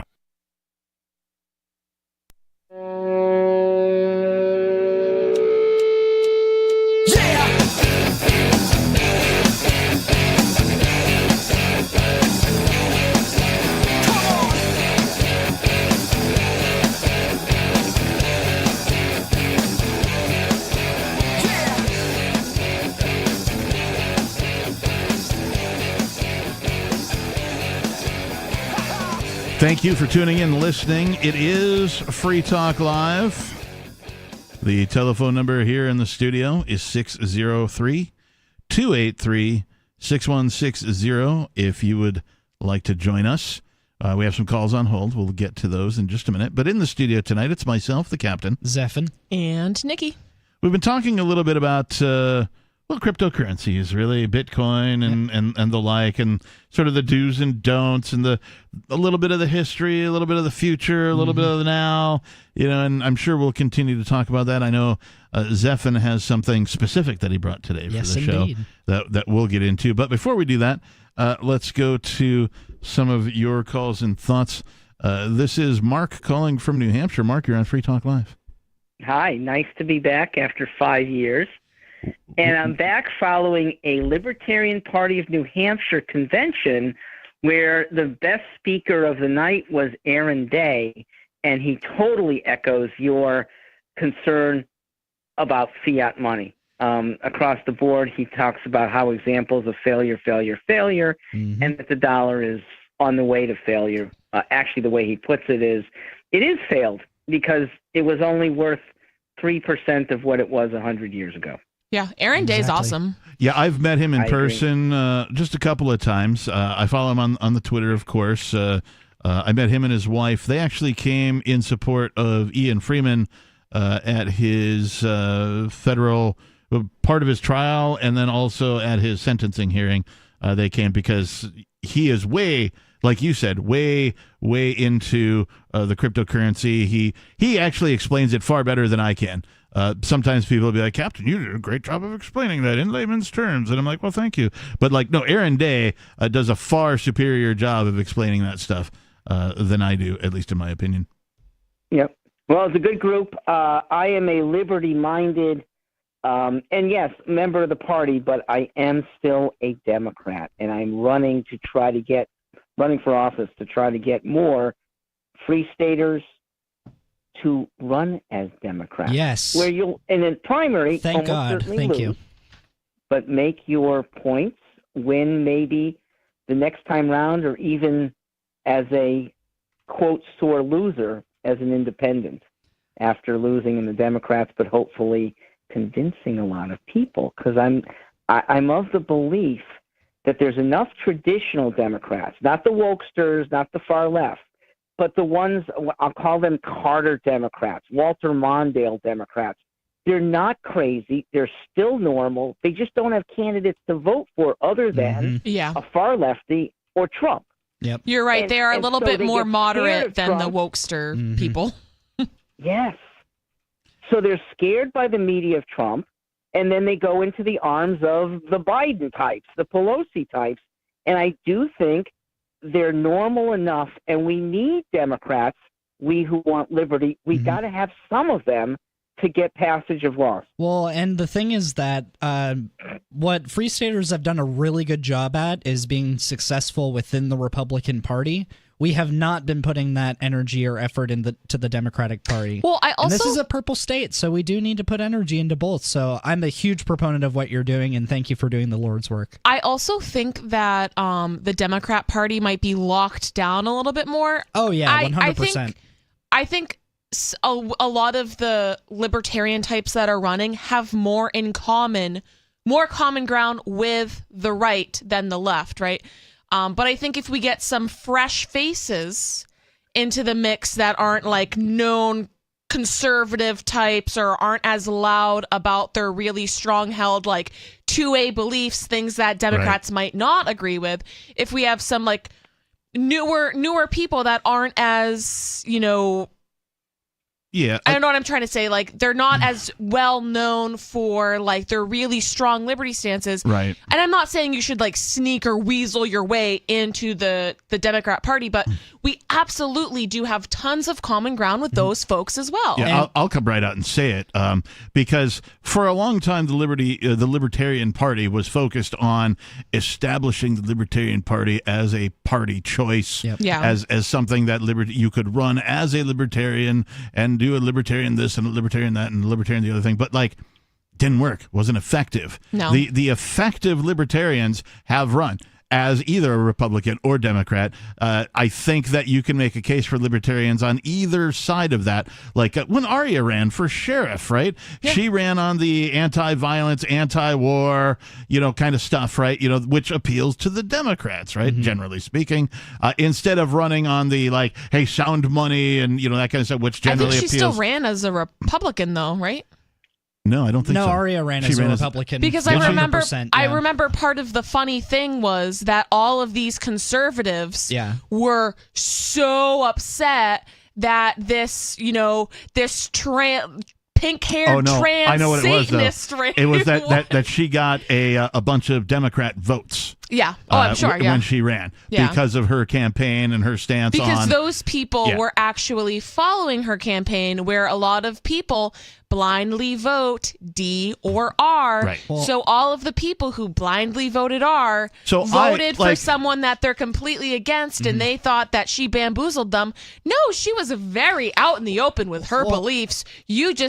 Those people just didn't bother to research the candidate they're voting for. Right, yeah. And worst case scenario, if you're a Democrat and you're a free stater and you're running as a Democrat, the worst case scenario is that they will run a targeted ad campaign against you. And I've seen this. They send out mailers for people that are running for state rep, which is one of 400. So you can, just by writing your name down on a piece of paper and giving a $10 filing fee, you can empty the coffers of authoritarians. Yeah.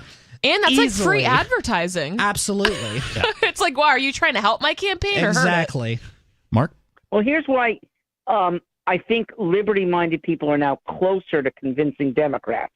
As the federal government does more spying on us, takes us to war, ties government to big corporations, has predatory actions against black people. These are so repulsive to traditional Democrats, and here's liberty people that have been saying these things all along. Mm-hmm. Well, I hope you're right. We've got a chance. Yeah. Anyway, I'm on the ballot. For those of you with friends who are independent and could pull the lever either way, please consider StewartForLiberty.com, StewartFor Liberty.com. I'm one of the 21 Democrats on the ballot against Joe Biden.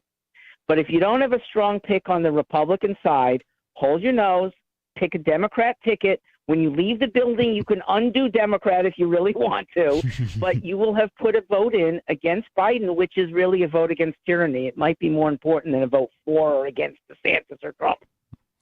Yeah. Hey, Mark, thank you so much for the call, man. We appreciate you.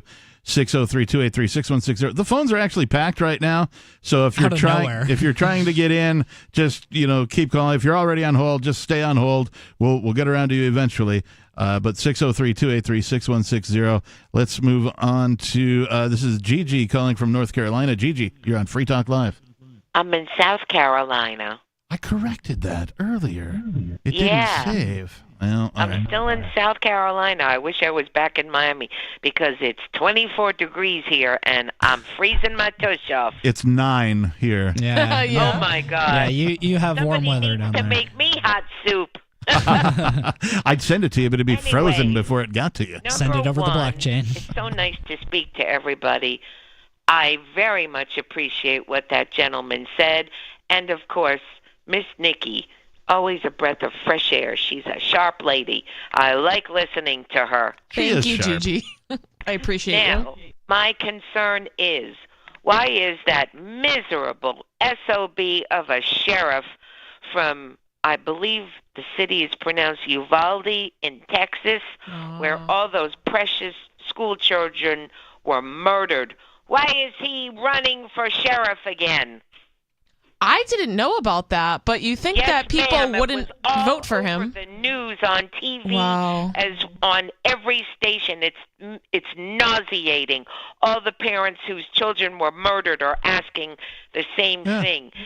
And my other comment is, this is just my personal opinion, and everybody who listens knows I'm very open about my Jewish heritage.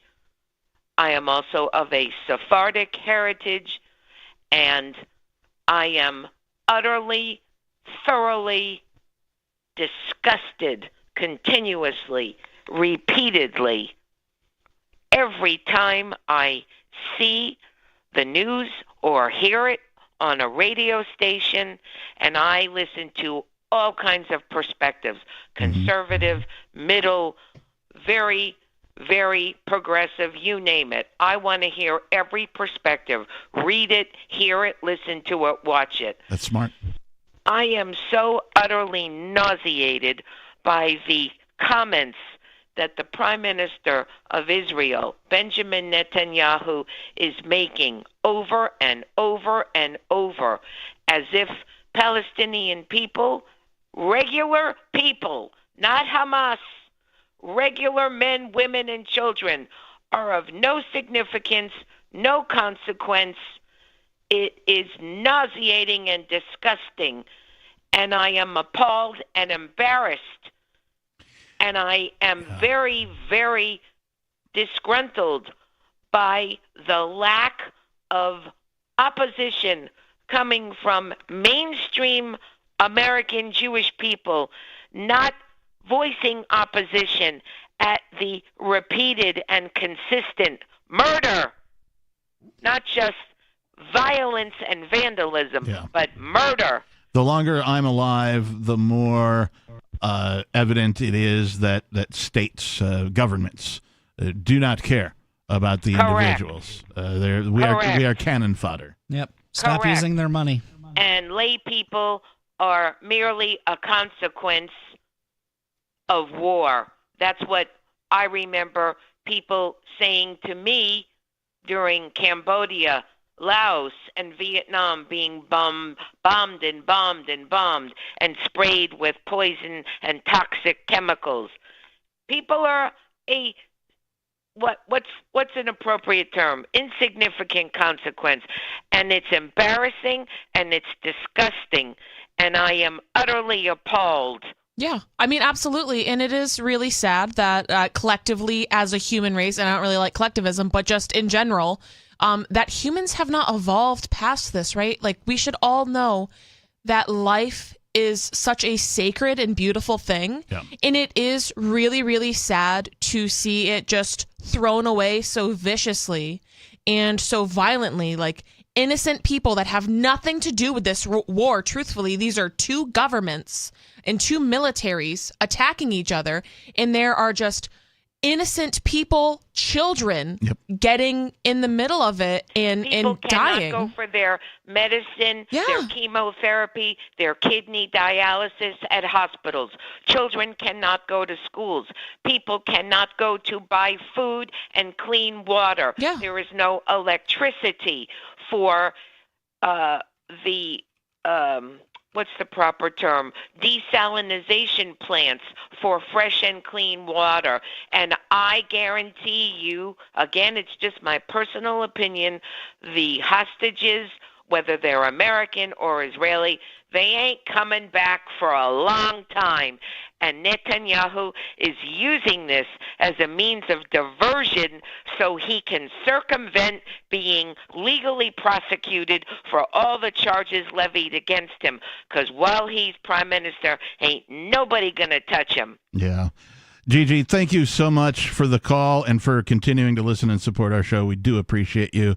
603-283-6160. Did you guys have anything to follow? Okay. I mean, it's an important message, right? It really is. Yeah. And it's that it's not just talking about the war, right? It's talking about how, like, we need peace. You know, it's from the perspective of peace. And that's what I try to get across to people is that, like, I'm not on either side. I'm not on Palestine's side and I'm not on Israel's side.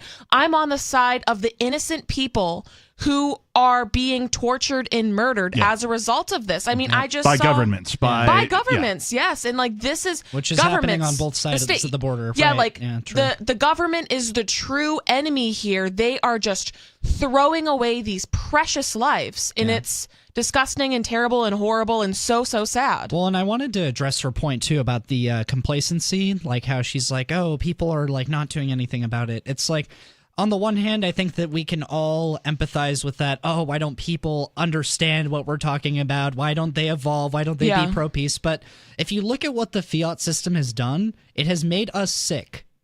for some reason, the people in this room are healthy, but everybody else is dying slowly of a sickness, morally, spiritually, like actually in terms of their actual health. There's this book I'm reading called Fiat Food that kind of goes into how the fiat system is messing up our food system. I could send you the link to it. Yeah, please do. Yeah. And like it's just in every single layer of our lives. So if you're trying to survive, you know, financially, morally, physically, like what energy do you have to extend to, you know, other people? And even if you do have that energy, like maybe we do, I'd say that there are times where I like look at the situation and I even feel like it's not a super hopeful thing. Like, how am I going to stop a war happening halfway across the world? Yeah. Like, but luckily we have this technology that helps that. It's called Bitcoin. It's called cryptocurrency.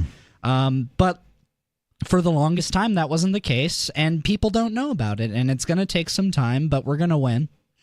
Well, coming back to your Fiat Food thing, I only recently, in the last 8 years or something, have been looking at food, right? Like just almost for like the first time. Like I grew up, I just ate whatever, right? I ate fast food, I ate whatever anybody else cooked. Like most people, I would assume. You know, I'd grill my favorite stuff and, you know, eat that. And, you know, I would do some cooking, but like I never really paid much attention to like what exactly are the ingredients and everything. You know, basically if it tasted good, I would eat it. So within the last 8 years or so, I started, you know, trying to be a little bit healthier, trying to drop some fat, you know, that kind of a thing.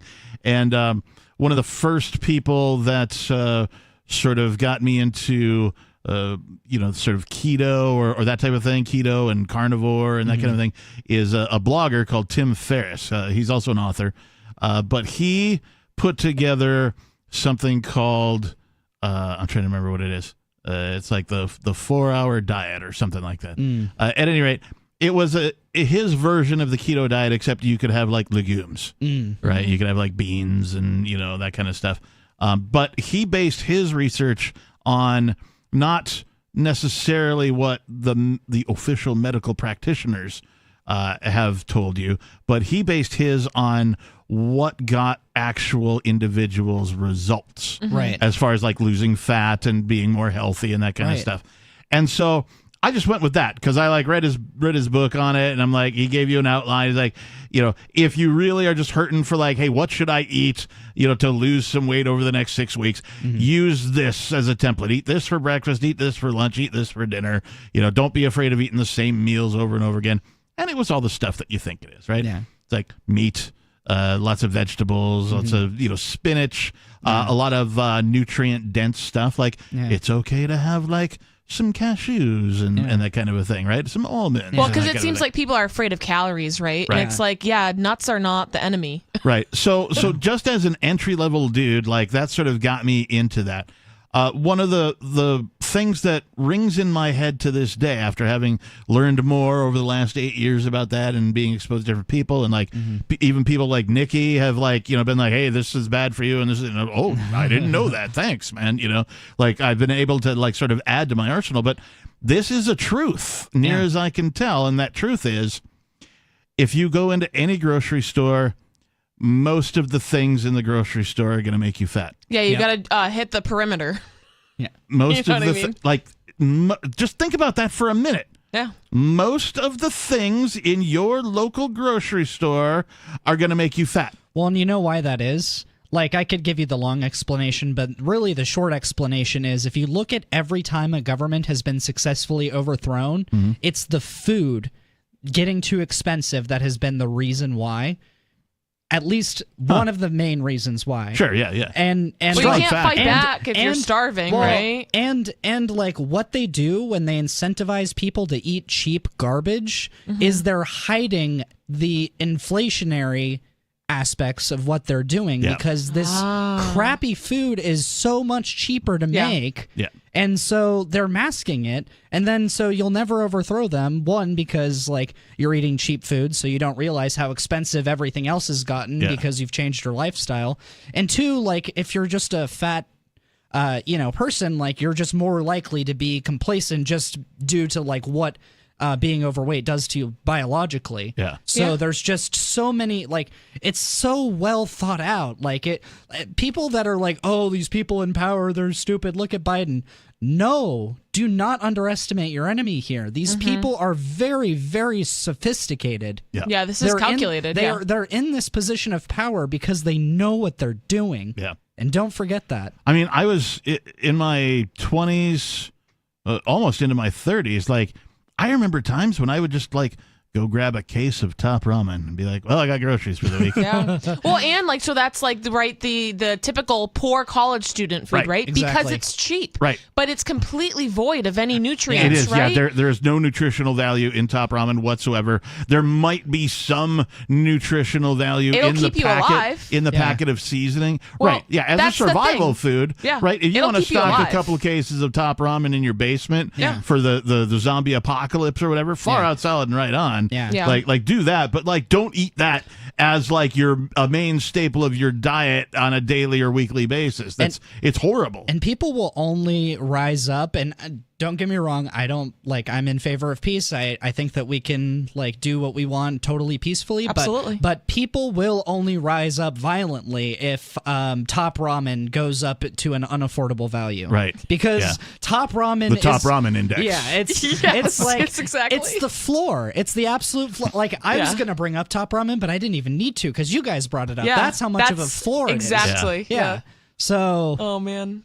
Yeah, it's ugly. It's ugly that you go into a place that is supposed to be a place where you get nutrition, and most of the stuff in there isn't. Well, it's completely void of nutrients. There is no nutrients, and worse than that, it is actually making people ill. Sick. Yep. That is, that it really is too. All of the high fructose corn syrup, which is like, to me, like if you're going to start somewhere, start looking at the ingredients of the food you eat and try to eliminate high fructose corn syrup. I'd say I'd put seed oils above even high fructose corn syrup.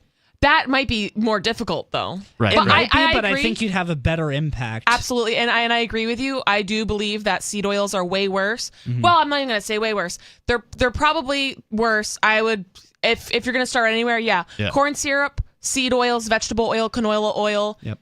I mean, they're completely toxic, and they're not doing anything for you. I had to buy some canola oil the other day. Boo. Why, might you ask, Captain? For like motor oil or something to lubricate something? Almost. So I have a wood burning stove. Yeah. All right. And I bought one of these. I don't even know what to call it. It's a cast iron bowl with a little lid on it. The idea is you set it on top of your cast iron stove. You put a little water in it, and it maintains the humidity because a cast iron wood stove will, of course, turn your room or your house into a less humid place, right? Yes. And so to be healthy, you want to make sure you maintain the original healthy humidifier. Right. Yeah. That's exactly what it is. Yeah. And so I bought one of these. It's cast iron and it's treated. It's pre-treated, right? It even says so on the features and benefits. It's like, this is pre-treated with an anti-rust. But if you read all the reviews, everyone who didn't do the seasoning, right? Yeah. They put some water in it, put it on their stove. They're like, within a week, it rusted, man. So I'm like, okay, I'm going to do this. Now, I know that you can season cast iron with olive oil, which I keep on hand all the time. But if you're not eating out of it, you have to do it at a reduced temperature because olive oil has all kinds. But like the manufacturer specifically calls for canola oil to do the seasoning, and I'm like, if this thing is going to work for me for the long term, I'm just going to buy the canola oil, use the canola oil. So that's the only. That's the first time in I don't even know how long I bought canola oil instead of like olive oil. 603-283-6160. Still to come, the Bitcoin sermon and more. It's Free Talk Live. Join liberty-minded voluntarists, anarchists, and libertarians from June 13th through the 16th for the 8th annual Fork Fest at Rogers Campground in the beautiful White Mountains of New Hampshire. Fork Fest is a fork of the Porcupine Freedom Festival, which has sold out in recent years. Fork Fest happens the weekend before the Porcupine Freedom Festival. Fork Fest is decentralized, which means that there's no ticket cost and no one is in charge. All you have to do to join the fun is reserve your camping site, RV site, or motel room with Rogers Campground for June 13th through the 16th. You can find out more at the unofficial website, forkfest.party. You can also connect with other attendees on the Forkfest Telegram and Matrix chat rooms, as well as the Forkfest Forum. You can find links to those at forkfest.party. We hope to see you there June 13th through the 16th. Forkfest.party. There are basically two types of advertising, direct response and branding. Radio's great for direct response with its low cost to listener ratio, but audio can't be beat for branding, which is a longer term endeavor. You want to be the first thing that someone thinks of when they think about your product or service.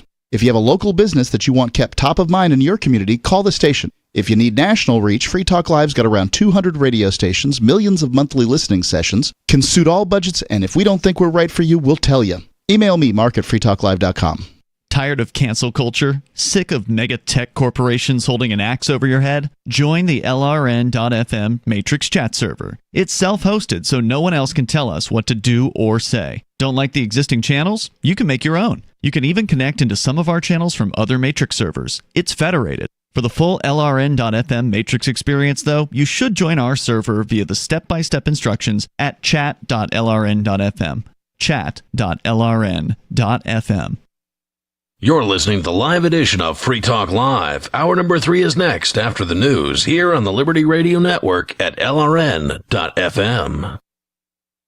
From Feature Story News in New York, I'm William Denslow with the Weekend Review.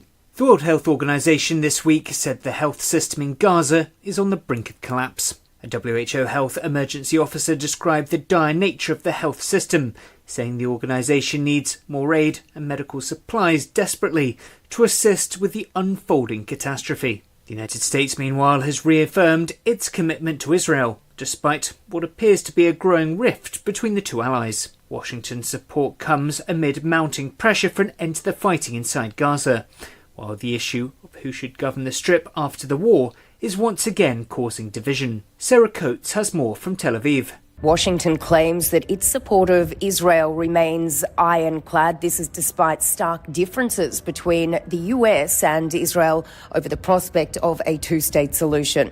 The Israeli Prime Minister Benjamin Netanyahu came out late Thursday to say that he fiercely opposes an independent Palestinian state inside the Gaza Strip once this war is over, with the US State Department saying there's no way to solve Israel's long-term security challenges without it. Tensions between Iran and Pakistan appear to be easing after the two nations exchanged missile strikes. Both countries say they were targeting militant bases in each other's territory. Experts say neighbour India is watching developments very closely. Our South Asia correspondent Neha Punia reports. Experts say it's not a surprise that New Delhi backed Tehran's position, given the close ties between both countries. Also back in 2019, India had similarly carried out airstrikes in Pakistan as well, allegedly targeting militant groups that were operating from there, which India said were targeting its nationals. Bilateral ties between both nations were downgraded soon after and remain the worst they've been in several decades. Attention in the race to be the Republican Party's presidential nominee has turned to New Hampshire, with momentum firmly behind Donald Trump. His resounding victory in Monday's Iowa caucus puts him in a good position, but Nikki Haley's numbers are also looking strong. Caroline Malone reports. Donald Trump may have won the Republican caucus in Iowa by a record 30 points. But the upcoming primary is a different crowd. Nikki Haley has been gaining in the polls and is now around 11 points behind him in New Hampshire. A victory for Haley is possible if she gets the support of many registered but undeclared voters. The United States has officially designated the Houthi rebels in Yemen as a terror organisation. The move comes after a spate of attacks in past weeks by the Iran-backed militants on ships in the Red Sea. Assaults the group claims are in solidarity with Palestinians amid the Israel-Hamas war in Gaza. The US and its allies have responded in recent days with strikes on Houthi targets in an effort to protect freedom of navigation. From bureaus worldwide, this is FSN. With FSN Spotlight, I'm Simon Marks. Today, what is the impact on the global economy of the military standoff in the Red Sea between Iran-backed Houthi rebels and the US and British military, who are trying to suppress their ability to launch brazen attacks on commercial vessels? Peter Aylott is our guide. He's the head of policy for the UK Chamber of Shipping. Somewhere between 15 and 20% of worldwide shipping trade goes through that route. The diversions to avoid the route adds about 10 days to that distance. So it's a significant impact in terms of cost. We've seen the response by the UK and the US this week has caused a slight uptick in oil prices. And it's a very delicate situation, not only because of the Red Sea, but also because there is very clear evidence that the action by the Houthis is backed by the Iranians. And it's very clear that the UK and the US don't want to see an escalation and a further issues regarding shipping lanes in the region. The real issue is that we are already seeing some delays of delivery of goods. So people like Next, IKEA, Tesla, the German factory Tesla, have delayed producing cars because components from the Far East aren't getting to them at the time that they want. As he said, more military action is possible, further exacerbating many of those impacts, which could translate into slowed supply chains and higher prices for consumers. With FSN Spotlight, I'm Simon Marks. FSN is an independent source of news for TV, radio and digital networks worldwide. You can find more of our minute-by-minute updates on Twitter. Follow us there at Feature Story. And we have a wealth of audio and video stories from our global news bureaus on Facebook. You can find us there by following Feature Story News. Stay tuned for further updates right here. But for now, that's the latest Feature Story News. William Denslow. Gilman's Hardware is a local business with a very special story. Although small and family-owned, the storefront operation has managed to consistently exploit and debase its workers just as if they were members of a giant multinational corporation. From the moment I started the store 6 years ago, I wanted to make sure that every employee here at Gilman's felt like they were nothing more than a cog in a giant machine, just as if they had worked at one of our larger corporate competitors. Den Blaker said that despite having only 10 employees and a single location, he's managed to implement a number of unique policies to significantly reduce employee morale, including forbidding sales clerks to sit down during lengthy shifts, reducing their number of days with paid time off, and insisting on humiliating pat-downs during lunch breaks to ensure they never felt like trusted or valued employees. Other small businesses might have given me benefits or, let me take a day off. But everyone here at Gilman's does their best to treat you like you're a totally replaceable tool for generating profit. This is the Onion News Network. Yep, we still do email. Drop your email address in the entry box at freetalklive.com, and you'll be kept in the loop with Free Talk Live.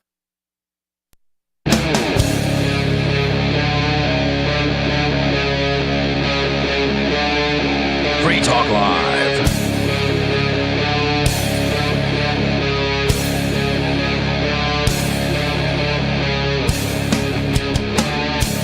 Welcome back, everybody. Thank you for tuning in and listening to Free Talk Live. If you're new to the program, you've never heard of Free Talk Live, well, you can visit freetalklive.com to find out more about our fine program. We try to bring you all sorts of things, but from the perspective of peace, liberty, and prosperity. In the studio tonight, it's myself, the captain. Zephin. And Nikki. Before we go on, I want to say thank you to Edith Crowley. Edith is a silver level amplifier. What does amplifier mean, Nikki? Advertise, market, promote, and support. So if you want to find out more, you can visit amps.freetalklive.com. That's amps.freetalklive.com. It's a Patreon kind of setup where you can donate. We ask for $5. That's the silver level, which Edith is at. Some people give more. We've got gold, platinum levels, all that kind of stuff. And you get some little perks for donating. But why would you want to give money to the AMPS program? Well, we're currently on something like 200 radio stations. We could be on 250, 300, 350 radio stations. Not out of the question. It's all up to you. If you value liberty, peace, and prosperity, if you like the hosts, the co-hosts, the callers, and the topics that we bring up here on Free Talk Live, please become and Amplifier over at amps.freetalklive.com. Thank you again, Edith Crowley. We appreciate you and your support. All right, moving right on. Do we have anything to wrap up from the last segment? No, I don't think so. Moving right along. Before we get into our next topic, let's go to Tim in Florida. Tim, you're on Free Talk Live. So I am in Florida, and a couple of years ago, my friend got out of prison and ended up being my roommate for a couple of years, which was a horrible experience. Oh, no. But he told me a story about a women's prison riot over the price of ramen. And basically what happened was they increased the price of top ramen in the commissary from, let's just say, 10 cents to $1. Oh, my God. It was something ridiculous. 100% increase? Yep. More than that, actually. So the women's prison, they rioted, and as a result, they still only pay whatever the original amount was, 10 cents, 20 cents. So, Zephon, you were right. Tell you? You were right. I got it right on the money, apparently. You need to start a website called, like, the Top Ramen Index and just track, like, you know, the price of ramen over time. Yeah. That's actually kind of a good idea. And also correlate it with, like, societal impact, like war, famine, death, disease, like how the price of ramen relates to that. That's That'd not be a bad sweet. idea. Maybe I could get Top Ramen to sponsor it, free advertising. And the men did not. Basically, the men are paying $1, so they're paying the new price because they did not riot. Mm. Yeah, well, that's so that's what a happens. valuable lesson. Yeah. Yep. And I also just wanted to give a shout out to Gigi. I share her frustrations about Israel, and you know, Zionism is getting a lot of flack, and I will continue to say that the problem is not Zionism in of itself. The problem is statism, right? Yeah. No, Right. I mean, I think political Zionism. Yeah. You know what I am, actually, Tim? I am a everyone Zionist. I think everyone should have their own little place where they can be themselves.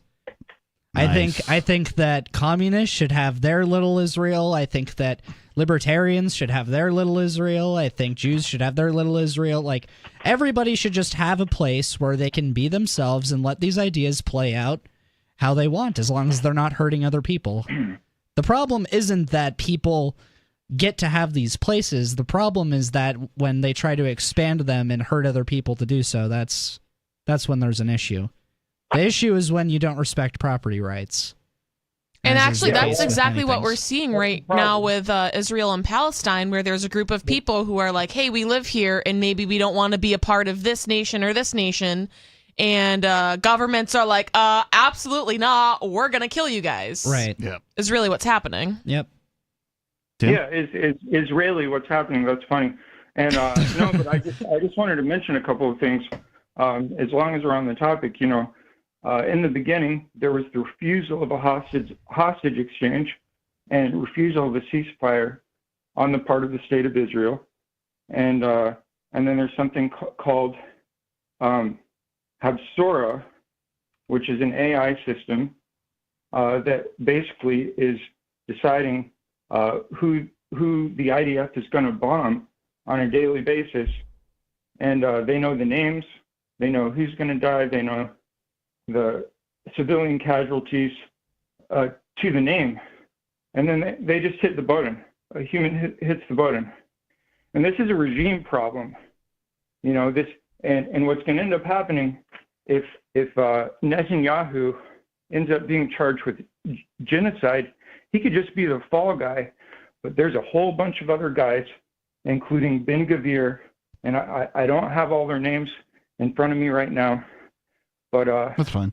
This has all been a plan for years and years and years to completely take Gaza back for the purpose of natural gas reserves and to drive them into the Sinai Desert, which is now everyone's saying, oh, that's the solution.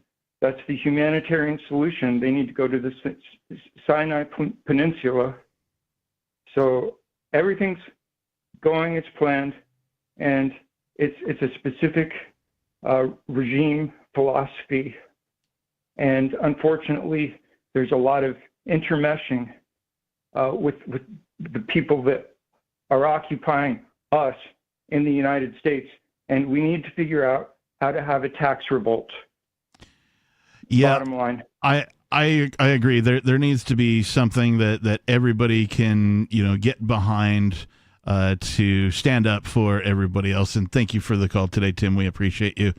There doesn't seem to be enough people standing up for other people, enough people standing up for themselves. I see it more here than any place else I've ever lived. But I'm sure.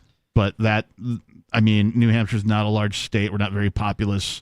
We've got a large concentration of, sort of libertarian types. So and also New Hampshire just sort of has a reputation of being that kind of a place, with its minimal amount of laws and that kind of stuff. I think it'll be more than just a New Hampshire thing. I mean, basically every problem is solved with spontaneous order through the market, and the way that we innovate out of this problem is with blockchain technology.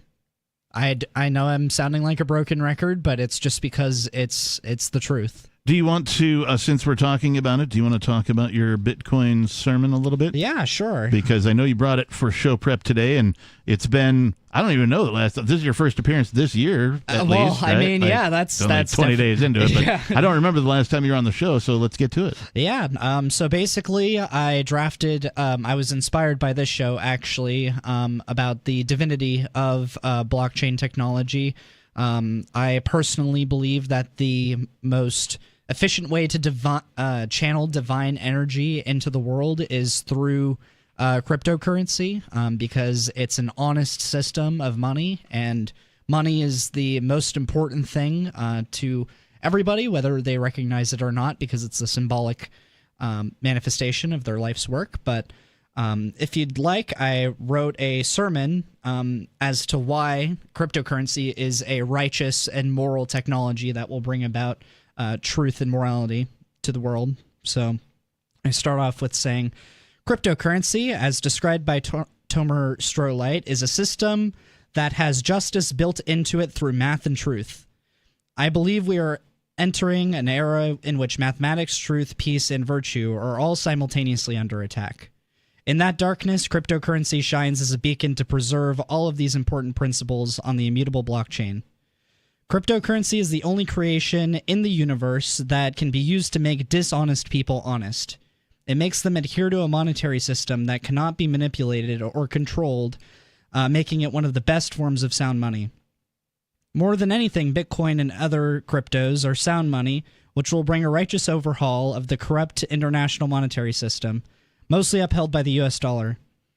The U.S. government is stealing more and more of the wealth of normal everyday people through inflation, taxation, and the stifling of innovation.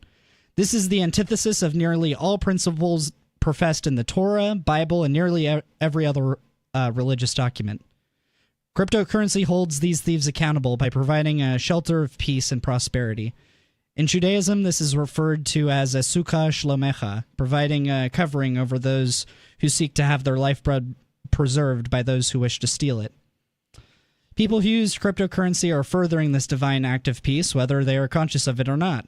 The practice of purchasing small amounts of Bitcoin, also referred to as stacking sats, is a religious ritual that is the equivalent of tithing. Stacking sats is taking a piece of our life's work in the form of virtuous currency and putting it towards peace, freedom, human flourishing, and truth instead of violence, murder, and deception when one keeps their wealth in USD and other fiats. Crypto solves so many issues besides just the monetary system. It also solves all of the problems that stem from that monetary system, such as world hunger, war, disease, and so many other ailments. It also creates a permanent and immutable record. Therefore, it's the best tool for recording historical events, such as births, deaths, weddings, and major purchases such as houses and cars. We see it being used by those in poverty as a tool of getting out of poverty. And due to this tool, those that are the poorest among the global human population, such as those living in Argentina or El Salvador, could end up being the richest people on Earth because those countries are eager to adopt blockchain technology. Fact. More than any other currency in the past, cryptocurrency serves as a tool to bring humans from all over the world and unite them under a common divine tool that will facilitate what we all desire as religious people. Cryptocurrency will fulfill the prophecy in Isaiah, nation shall not lift up sword against nation, neither shall they ever again know war. And that's what I wrote. That's great. Amen. Yeah. I don't know if that is appropriate for your sermon. And again, I know I mentioned this to you guys during the break, but I want to mention it to the listeners because it's the way I make sense of it. Music, and I make music, right? So like music is the language of emotion. Mm-hmm. Right? You express emotion through music, which is a language based on math, right? So if music can be the language of emotion, then Bitcoin, cryptocurrency in general, is the language of value. Yep. Also based in math. Yep. Right? Like, people are like, what is Bitcoin's not backed by it. Yes, it is. It's backed by math. Yeah. Like, do you trust math? So that's the thing. I think just because someone doesn't understand something doesn't mean it isn't backed. Because that's usually people saying that they just don't understand what it is backed by. It's not just like wishy-washy, like fake money. Yeah. There's something legitimate backing this up. Yeah. It has legitimate value, unlike the USD. And usually if somebody does say that, you got to start with like, well, do you believe the U.S. dollar is backed by anything? And if so, what? Yeah. Right? They go, well, it's backed by gold. No, it isn't. It hasn't been for some time. Like, then you know where you're starting. You're like, Yes, okay, history that's the lesson thing. time. Yep. Or Yeah. like maybe I should table this depending on, the audience and where you're at. Yeah. That kind of thing. They've abandoned even honoring foreign debts for gold, which is basically that's how they inched it. They said, okay, at first we won't let individuals redeem their USD for gold, but we'll let foreign powers do it. But they've abandoned that decades ago, even. So, jigs up. The only thing... We don't even have $1 trillion of gold. No, it's true. And we're like 34 trillion in debt. The only thing that the USD, the United States dollar, what you commonly refer to as cash, is backed by is murder. Yep. The U.S. military, the full faith and force of the U.S. military. That's the only thing the dollar's backed by, which is why I call it murder bucks. Yep. Yep. Murder points. Yeah, murder certificates, whatever. I mean, because that's really what it is backed by. Yep. So if you don't like the fact that this instrument of value exchange that you've just sort of, walked through most of your life using, is backed by murder, well, consider the alternatives. Yeah. Choose a technology that's founded on truth and transparency rather than on murder and death. Yeah. It's never been easier, too, to get it. I mean, you could, go on Venmo. There are literally credit cards out there that will give you a percentage back in the crypto. Right. I mean, we're not getting paid to say this, but I just like the product. Gemini, the exchange, they do a credit card like this. Yep. So it's literally never been easier to get into this. Yeah. Cash App has a Bitcoin Cash App, thing. PayPal's into it now, I guess. So, I mean, and if you live in New Hampshire, it's you just have to knock on a Free Stater's door and they'll... I think it was at Pork Fest either last year or the year before. But somebody was like, hey, I was just wandering around aimlessly, just trying to have fun, fall into somebody else's good times and, meet new people. And somebody came up to a vendor and was like, hey, I want to buy one of these. They're like, okay, it's this much in dollars and I accept cryptocurrency. Here's the QR code. It's like, oh, well, all I have is money. And like, what kind of money? Oh, cash, USD. Like, no, we don't accept that here. Based. We only take cryptocurrency. We only here, take real money or here. gold or silver, that kind of thing. And the guy was like, "Well, where the hell am I going to get some Bitcoin?" Literally anywhere. And the guy was like, "Turn around and ask somebody. Like everybody here has some. You should be able to find some. Within asking 10 people. Yeah. The guy turned around, asked 2 people, so he was like, "Yeah, sure, I'll sell you some Bitcoin, no problem." Yeah. And so he was able to get some and buy the thing he wanted, and it was that easy. Yep. Yeah. And soon that'll just be the world we live in. Hopefully. Let's see. What were we talking about last? It was Bitcoin, right? Yeah. We were doing your sermon. Yep. So I want to move on to this from Reason Magazine. Now, I'm a besides being a musician, I like to play guitar, heavy metal style, and that kind of thing. I like to Hardcore. yell into a microphone occasionally, and try my hand at the singing and all that kind of stuff. But I also make parodies in the sort of the Weird Al variety, except I do cuss. Yeah. Not in all of them, but like I'm not going to limit myself on my ability to choose words to make these parody songs and plus I really like cussing. I was gonna bring up earlier that my favorite song of yours actually is the parody of that Beatles song. You were like, "Where the face diaper?" Oh yeah, it's Paperback Writer is the Beatles tune, and that song like occasionally gets stuck in my head. And earworm style. Yeah, nice. Definitely. Awesome. Thanks, man. So yeah, I do make parody songs. I have something called the Kick-Ass Parody Project. There's a Bandcamp page. You can get to it from CaptainKickass.com if you look. But this article headline struck me. Now, I haven't read the article myself, but it says AI Fraud Act could outlaw parodies, political cartoons, and more. What does that have to do with AI or fraud? Well, have but you know ever how it heard is. of It's an like, act that like is named something and it like doesn't do even address the thing? Yeah. First the and foremost, Inflation Reduction Act. First and foremost, as these things we've come to know from the past use of the word act, the Patriot Act, the whatever act, right? They're acting. It's just an act. So the AI Fraud Act is them acting like there's some fraud within AI that I don't know how they got to outlawing parodies and political cartoons through this thing. I have no idea, but I'm curious. So once again, the government hates fun. Mm-hmm. They certainly do. The subheadline is the bill is broad enough to target a Saturday Night Live skit lampooning Trump, a comedic impression of Taylor Swift, or a weird ChatGPT generated image of Ayn Rand. Okay. Wow. Mixing new technology and new laws is always a fraught business, especially if the tech in question relates to communication. Lawmakers routinely propose bills that would sweep up all sorts of First Amendment protected speech, like cryptocurrency, for example. We've seen a lot with the social media, and we're starting to see it with artificial intelligence. Case in point, No Artificial Intelligence, Fake Replicas, and Unauthorized Duplications Act. The No AI Fraud Act. This is an acronym. Wow. The No AI Fraud Act is a freaking acronym. Jeez. The first word, no, that's just a word, apparently. They couldn't be put an N. And then AI, they couldn't be NI Fraud Act, right? Yeah. They had to be No AI space Fraud Act. Stands for No Artificial Intelligence, Fake Replicas, and Unauthorized Duplications Act. Okay, first of all, this goes back to Metallica and Napster and all this kind of crap, right? Okay. When they, like, the government put out...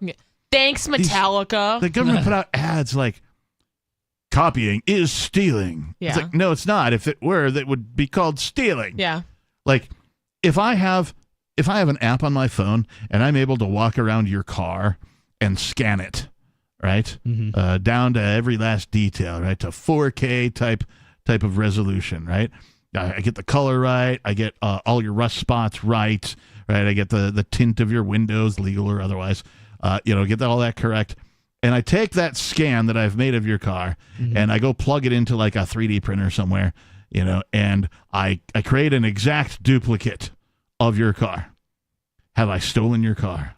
Well, the original car in question is still there, so Right. I would have to say no. Correct. Stealing necessitates the owner being left without the original. Yep. You'd think, yeah. So that's just a little background and history of stealing versus copying. Well, what the example I like to give too is just to give a more direct example of like the CD and everything, right? Yeah. Let's say that you go to the store, you buy a CD, you put it into your computer, and then you post your property somewhere, and then somebody goes online, sees that you posted your property, uses their computer that they bought with their money, and the router that they bought with their money, and the internet service that they bought with their money, and downloaded it to their hard drive that they bought with their money. Making a copy of it. Yes. So you're getting the property from somebody else that they voluntarily relinquished and gave out to everybody, and you're using your property to obtain that freely shared property.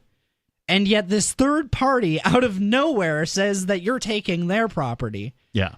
Like the whole concept of intellectual property just like is a total theft. It is, because it is impossible. Intellectual property isn't a thing. You can't hold property over an idea or a thought. You know what they call that in my industry? They call it a legal fiction because it's fake and it's legally constructed. We'll talk more about this weird thing, this No AI Fraud Act coming up, plus more of your calls, and more is on the way. It's Free Talk Live. It's the Saturday night edition. 603-283-6160. More coming up.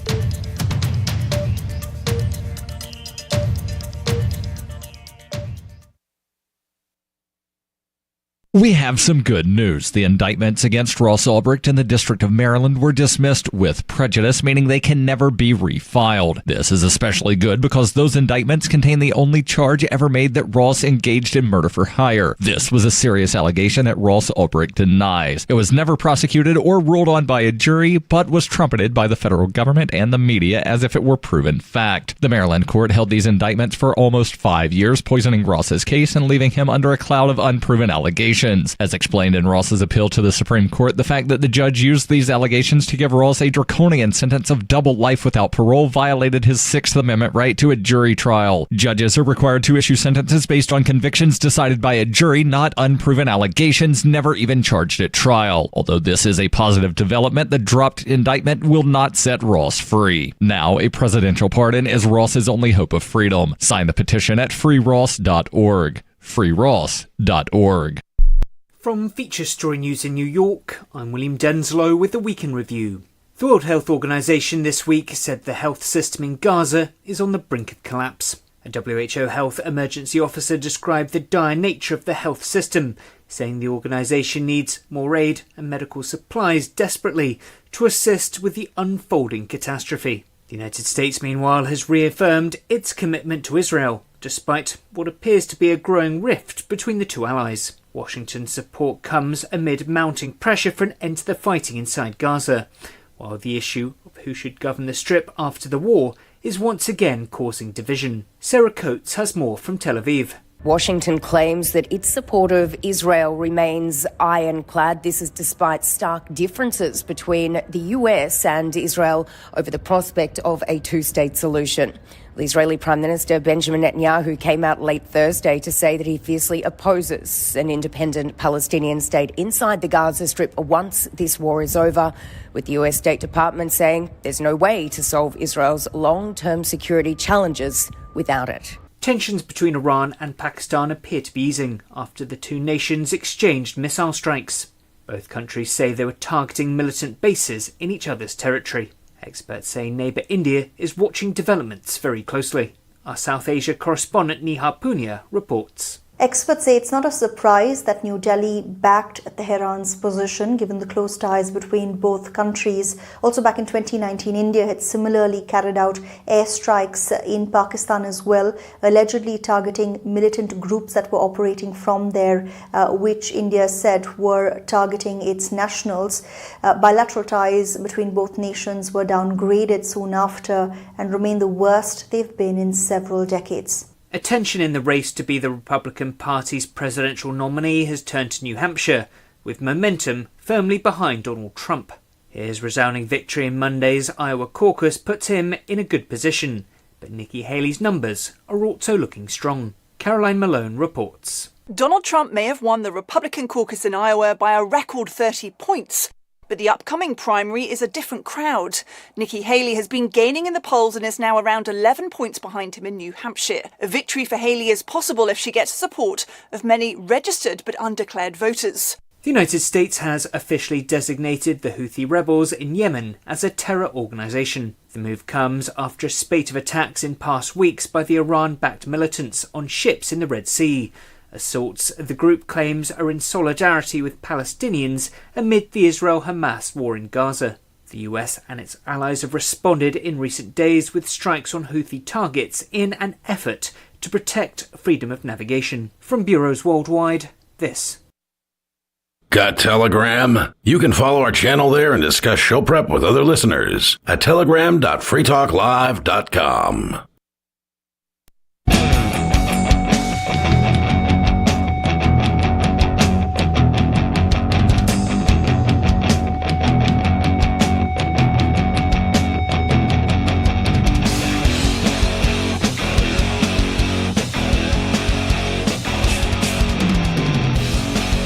It's the final segment of this fine Saturday night edition of Free Talk Live. The telephone number 603-283-6160. Again, 603-283-6160. In the studio tonight, it's myself, the captain. Zephin. And Nikki. Let's get this call out of the way. It's Skeeter calling from California. Skeeter, you're on Free Talk Live. It's your boy. It's your boy, the evolutionary capitalist and destroyer of libertarianism, Young Skeet. By the way... Wait. How many libertarians have you destroyed? Several, including yourself. I'm still here, so you haven't destroyed me. So you can subtract one. By the way, Captain Smooth Brain, 0.022 not tenths. Yeah, whatever. He just got so excited because he had been thinking about that diss for an hour, and he was like, "That was literally like an hour and a half been ago." living in his head rent free. Special education didn't help you develop simple arithmetic, but I'm calling to. You mean state education didn't help me develop simple arithmetic? I can smell your autism through the radio. Does autism have a smell? Yeah, well, it does on him, apparently. Yeah. Did you know Asperger's is the next evolution of humanity? Wow. If this is the inevitable result of humanity, I don't know if I'm too optimistic. Yeah, man, I almost puked when I heard your Bitcoin rant or your crypto rant. But I'm calling to vent my frustration with how ignorant libertarians are about the market and capitalism, and are completely oblivious about the fact that aggression can sometimes bring about a higher good. But you were talking about everybody should have their own Israel. Are you drunk? Does he have the villain mask on from colonialism, Batman? boy. Colonialism. Colonialism can bring about a greater good, just like America taking over the Native Americans. That brought about a greater good. Aggression can bring about higher utility. It is not always immoral. Are you like Mr. Macho or something? Like here? Step into a Slim Jim. Yeah. Just like African slavery. Brother. Just like African slavery brought about a better good for them. Oh yeah, enslave those blacks, brother. Hey, was it better than staying in Africa? Now their progeny. It was all horrible. Stay in a first world. And should never be repeated. You deny that? You deny the ancestors? I mean, not the ancestors, but the progeny of the old slaves. Wow. And he likes to complain about me saying stuff wrong. Goodbye. Well, that was interesting. That was fun. I like that he changed his voice a little, though, this time. That was interesting. Like we got some accents in there. Yeah. You know, he was trying to maintain that, what is it? Who's the bad guy I'm thinking of? Bane? Is that from the Batman? Yeah. He's got the mask on and he kind of sounds But that muffled guy a talks little bit. like British. He's like, oh, you think darkness is your ally. Oh, like, that's true. Yeah, he did. I was born in Maybe the he's dark. like Bane's bastard son or something. Maybe. Bane refuses Like, to acknowledge his existence. Yeah, like somehow they fused the DNA of Bane and the Slim Jim guy. Like, oh yeah. Randy Macho Man Savage. Yeah. And Bane had a bastard love child whose name is Skeeter, whatever the hell his name is. They made it in Jeffrey Epstein's cloning lab or whatever. I don't know if you guys heard about that. I didn't hear about that. Yeah, he Oh, wanted to man. clone himself, and he was lining the pockets of a lot of scientists to try to do that. That's why like Stephen Hawking was on his payroll. And that makes sense. Yeah, like everyone only that makes focused more on, sense than the memes that I was seeing about. Everyone only focused on the Stephen Hawking part, but they didn't like stop to think, why is he trying to get in bed with all these scientists? It's because he never wanted to die, and he wanted to be like cloned like forever, basically. That television show, The Big Bang Theory. Right? Yeah. I don't know if you guys have ever watched that. Yeah, I have. Yeah. But they, they pay homage to nerd culture, nerdism, and that kind of stuff. And Stephen Hawking, it was a recurring theme on that show. And in fact, there was even one episode where like he made a guest appearance or something. Yeah, he made a guest appearance, and like, he was like, "Oh, hey, 5 o'clock. Look at the Hooters on that one." Right, like they made Stephen Hawking out to be like a lecherous old man in his wheelchair, lusting after the college chicks or whatever, that kind of thing. Oh, and so now that you bring this up about him and Epstein, I'm just like, wow, that's weird foreshadowing, man. Well, I mean, jokes are only funny if they have an element of truth in them. Yeah, that's true. Before we go on, I want to tell everybody that Free Talk Live has been brought to you by Dash Digital Cash. Dash is the cryptocurrency made for spending. Dash transactions are irreversible, so Dash is great for merchants. Plus, its network is protected from 51% attacks by its chain locks technology. Thanks to the Dash DAO for sending us 32 Dash per month for this sponsorship. It's easy to get and easy to use Dash. You can learn more at dash.org. That's dash.org. All right. So we began to talk about this article from Reason.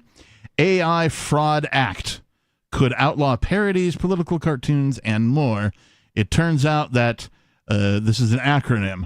No Artificial Intelligence, Fake Replicas, and Unauthorized Duplications Act. The No AI Fraud Act.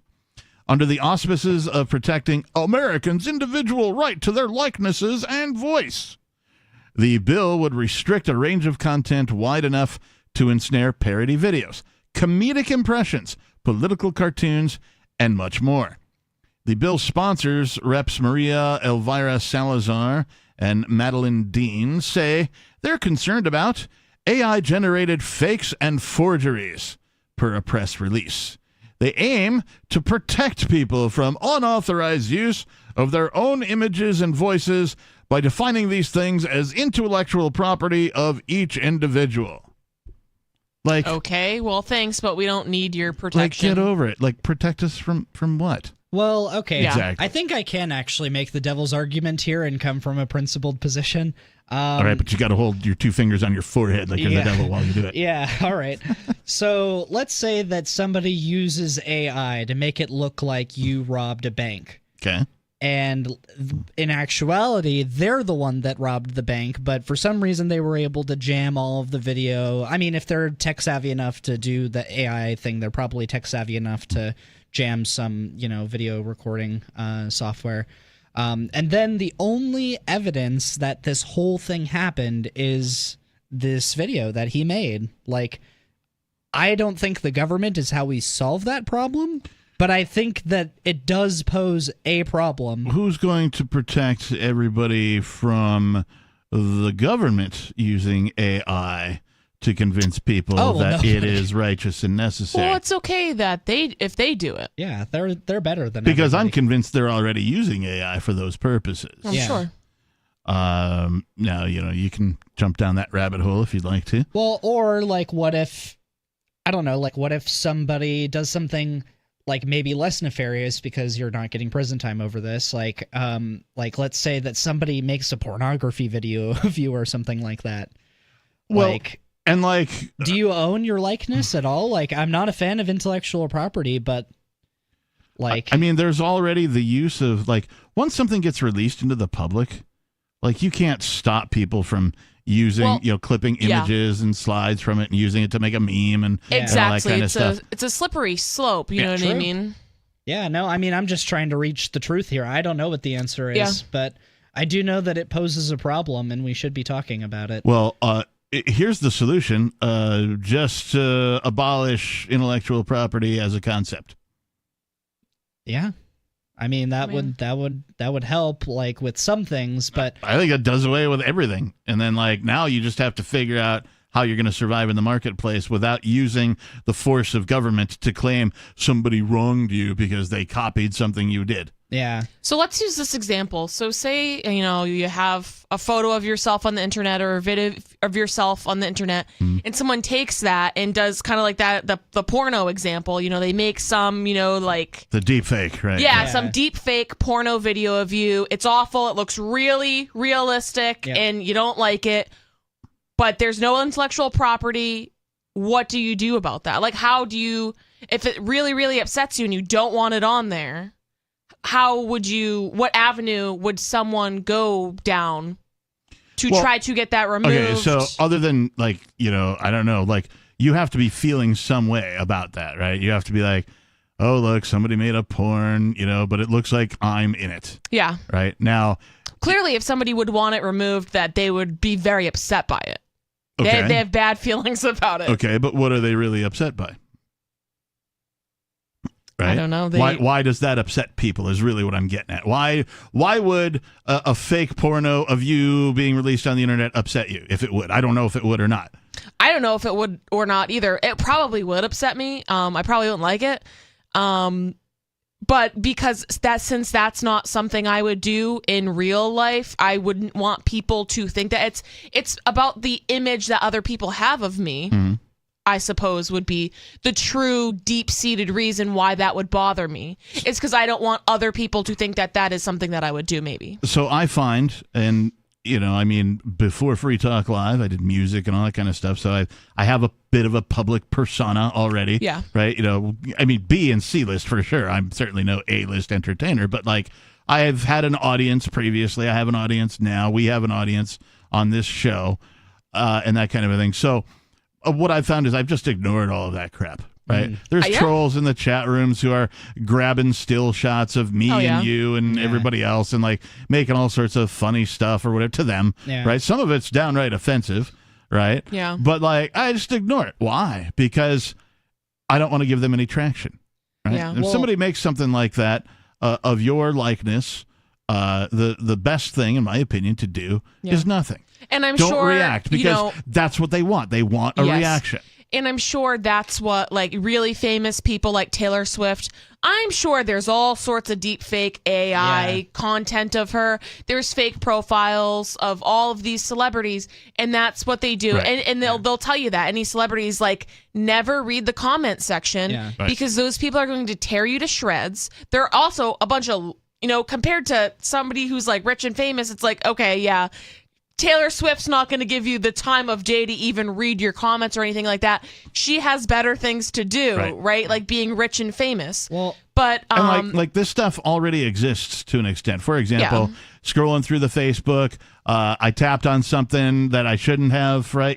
Not because I didn't want to, but because sometimes you tap on the screen when you shouldn't, whatever. Yeah. It tapped on something. It was an article about Friends, right? The TV show, right? So the next thing you know, Facebook is serving me up some weird thing about Jennifer Aniston, right? And it's a photo of Jennifer Aniston's face, but obviously not her body. Yeah. Right. It's obviously somebody far more well endowed and what appears to be AI airbrushed. You know what I mean? In a bikini, definitely not her figure, but it was a relatively good job. So, these things already exist. Oh, absolutely. Government's doing nothing about it already.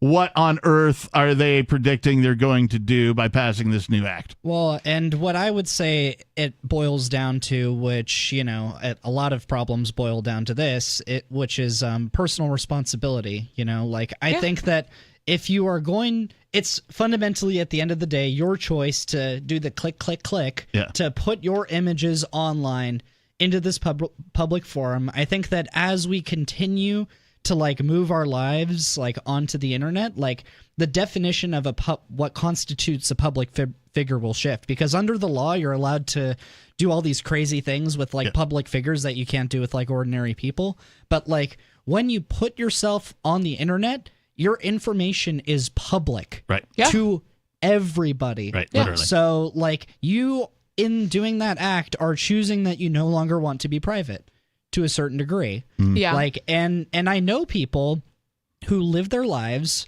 by, actively not being in pictures. Yeah. Like they just, every time a group photo's taken, they turn around. Right, yeah. You know, Yeah. and they never take pictures of themselves and post it online. Yeah. And that's just how they live their lives. And I think that, like, as time goes on and we see this technology progress and people get angry about it, like, they're going to just have to, like, come to that realization that I'm responsible for my actions. Yeah. And I have to live in accordance with that principle. I know that you have at least done some legal studying, right? Yeah.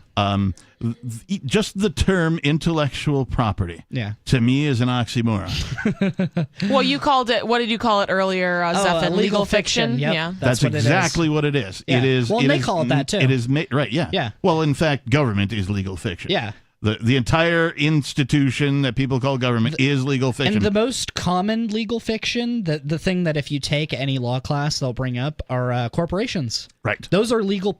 Those are fictional people. Right. Yes. Legal yeah. fictions. Right. Yeah. So back to the copyright kind of stuff and legal fiction and copying in general. Let's take a look at something that, if intellectual property, the way governments describe it and enforce it, Mm-hmm. if it existed pre-biblical times, Mm-hmm. the Bible would not exist. Why would I say that? Yeah. Why would you say that? Well, because all the Bible is a bunch of copies. Like literally, and like people would embellish it, right? Yeah, But like true. somebody would find it and be like, "Oh, you know what? I got to translate it into this language, or I got to copy Oh, it. you're right. I got to That's copy it true. so that I can bring a copy of it to my people and teach from it, over Yeah. here, right? So like the Bible itself is in complete violation of intellectual property Right. laws of many countries. There's only like 200 nations Well, on and planet just Earth. the spreading of ideas in general. Like, let's say that you tell me an idea that's super interesting, Mhm. and I just, it really captivated me. And so, like, later on, I'm with Nikki, and I tell Nikki, oh, look at this great idea that he told me about. And then you're like, you stole my idea. Right. Like, Yeah. no, you put that out into the world, Right. and then you gave it to me. Right. Yeah. What did you expect? So, and it's not, it wouldn't be Zephan's fault because he got to,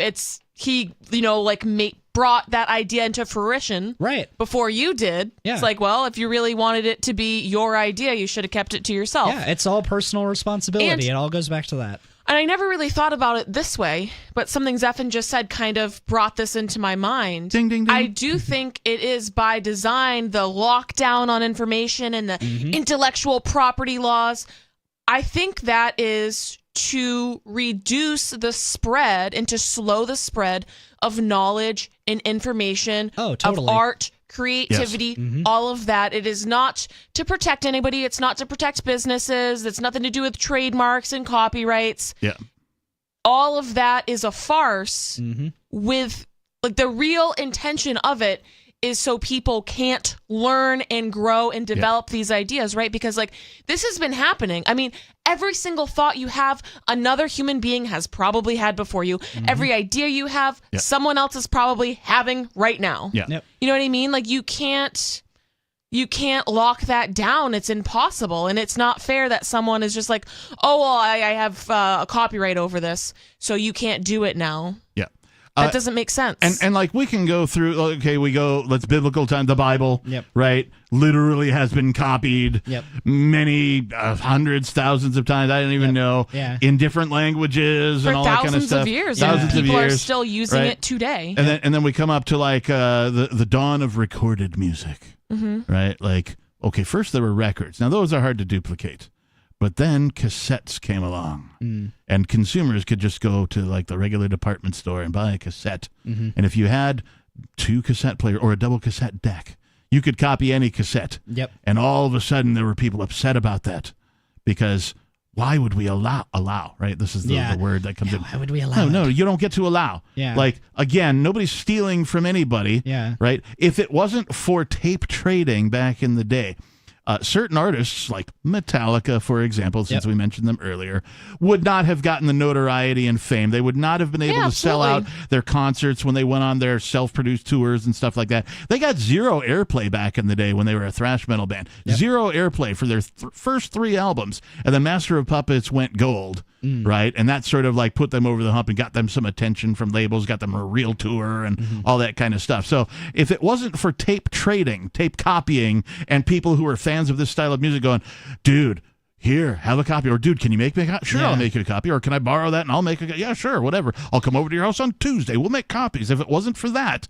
right, these musicians would not have had the level of success. I know. It's like they are trying to prevent themselves from being viral. Right. Well, it seems Because like they don't that's what you're truly describing. understand Right. it, Yeah. right? They're just like, all they're thinking about, I mean, once Metallica's famous, right, they're like, no, if you want to listen to our music, you got to pay money for it. Right. You know, Yeah. like, we're big and famous now, and we earned this. And we also see that in the music industry with certain chord progressions. I'm sorry, there's only, I mean, you can get real creative with music, using different instruments, using different chord progressions, but there's...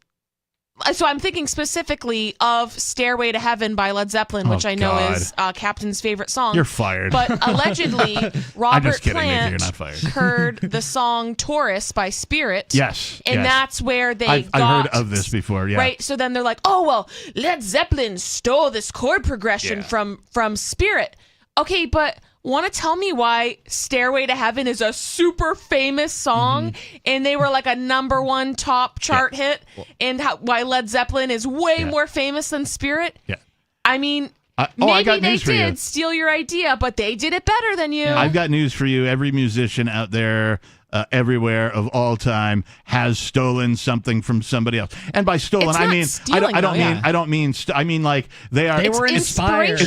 It's called influenced, right? Like I might write a riff that sounds like, I don't know, Tommy Victor from Prong. Yeah. Right, because I mentioned Prong a little earlier. Yeah. And if I write a riff, people are like, oh man, you've been influenced by Tommy Victor. I take that as a compliment. Yeah. Because yes, I have, as a matter of fact, been influenced by Tommy Victor. I haven't stolen his riffs, but I've played, his riffs by myself. Yeah. And then now when I jam occasionally, that style comes out in me, in the riffs that I wrote. Absolutely. Now, Yeah. they're not exactly note for note, stolen, if you will, copied, if you will. None of that. But like, you can't stop that. Art is everybody being influenced by everything they've ever lived through and then putting their own personal touch on it. That's Absolutely. it. That's all it is. There's this really great song that was made that's basically like it's called Four Chords, and it's like 5 seconds of like a whole bunch of different songs that use the exact same 4 chords. Yeah. I've to heard make this. it. Yes. It's so good. Yes. And it like just so seamlessly goes into the next song playing the same chords, and you're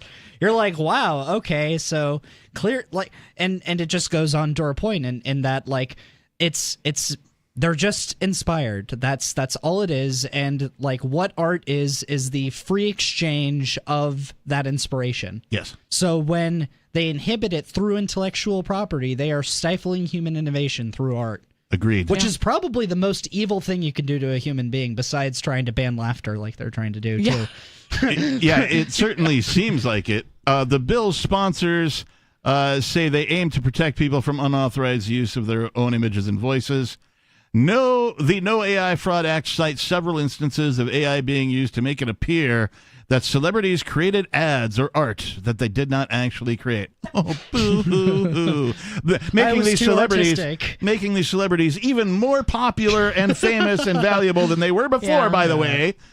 Like, this is Free what I labor. don't get. This is what I don't get about these people who are against this sort of thing. Like, if you're trying to make money at being popular, at being a musician, at being an actor or something like that, right? Why would you ever want yourself to become less? Yeah. Yeah. It doesn't make any sense to me. For instance, AI technology was used to create a song title called Heart on My Sleeve, emulating the voices of recording artists Drake and The Weeknd. States the bill's text, AI technology was also used to create a false endorsement featuring Tom Hanks' face in the advertisement for a dental plan. To me, this is just people being creative, man. Yep. Right? While the examples of the bill are directly related to AI, the bill's actual reach is much more expansive, targeting a wide swath of digital depictions or digital replicas. The insanely broad bill is about creating a right to sue someone who uses your likeness or voice without your permission. It states that every individual has a property right to their own likeness and voice, and people can only use someone's digital depiction or digital voice replica in a manner affecting interstate or foreign commerce. Blah, blah. And that's the thing, like, where do we draw the line here? Yep. Where does it end? It never does. Not with the state, it doesn't. Until the state ends, anyway. Bitcoin fixes this. We're out of time. Thank you, Zephan, for joining us. Thank you, Nikki, for joining us on a Saturday. Thank you to all of our callers, our listeners. If you missed any part of the program, please visit freetalklive.com and find the archives under resources. Thanks and peace.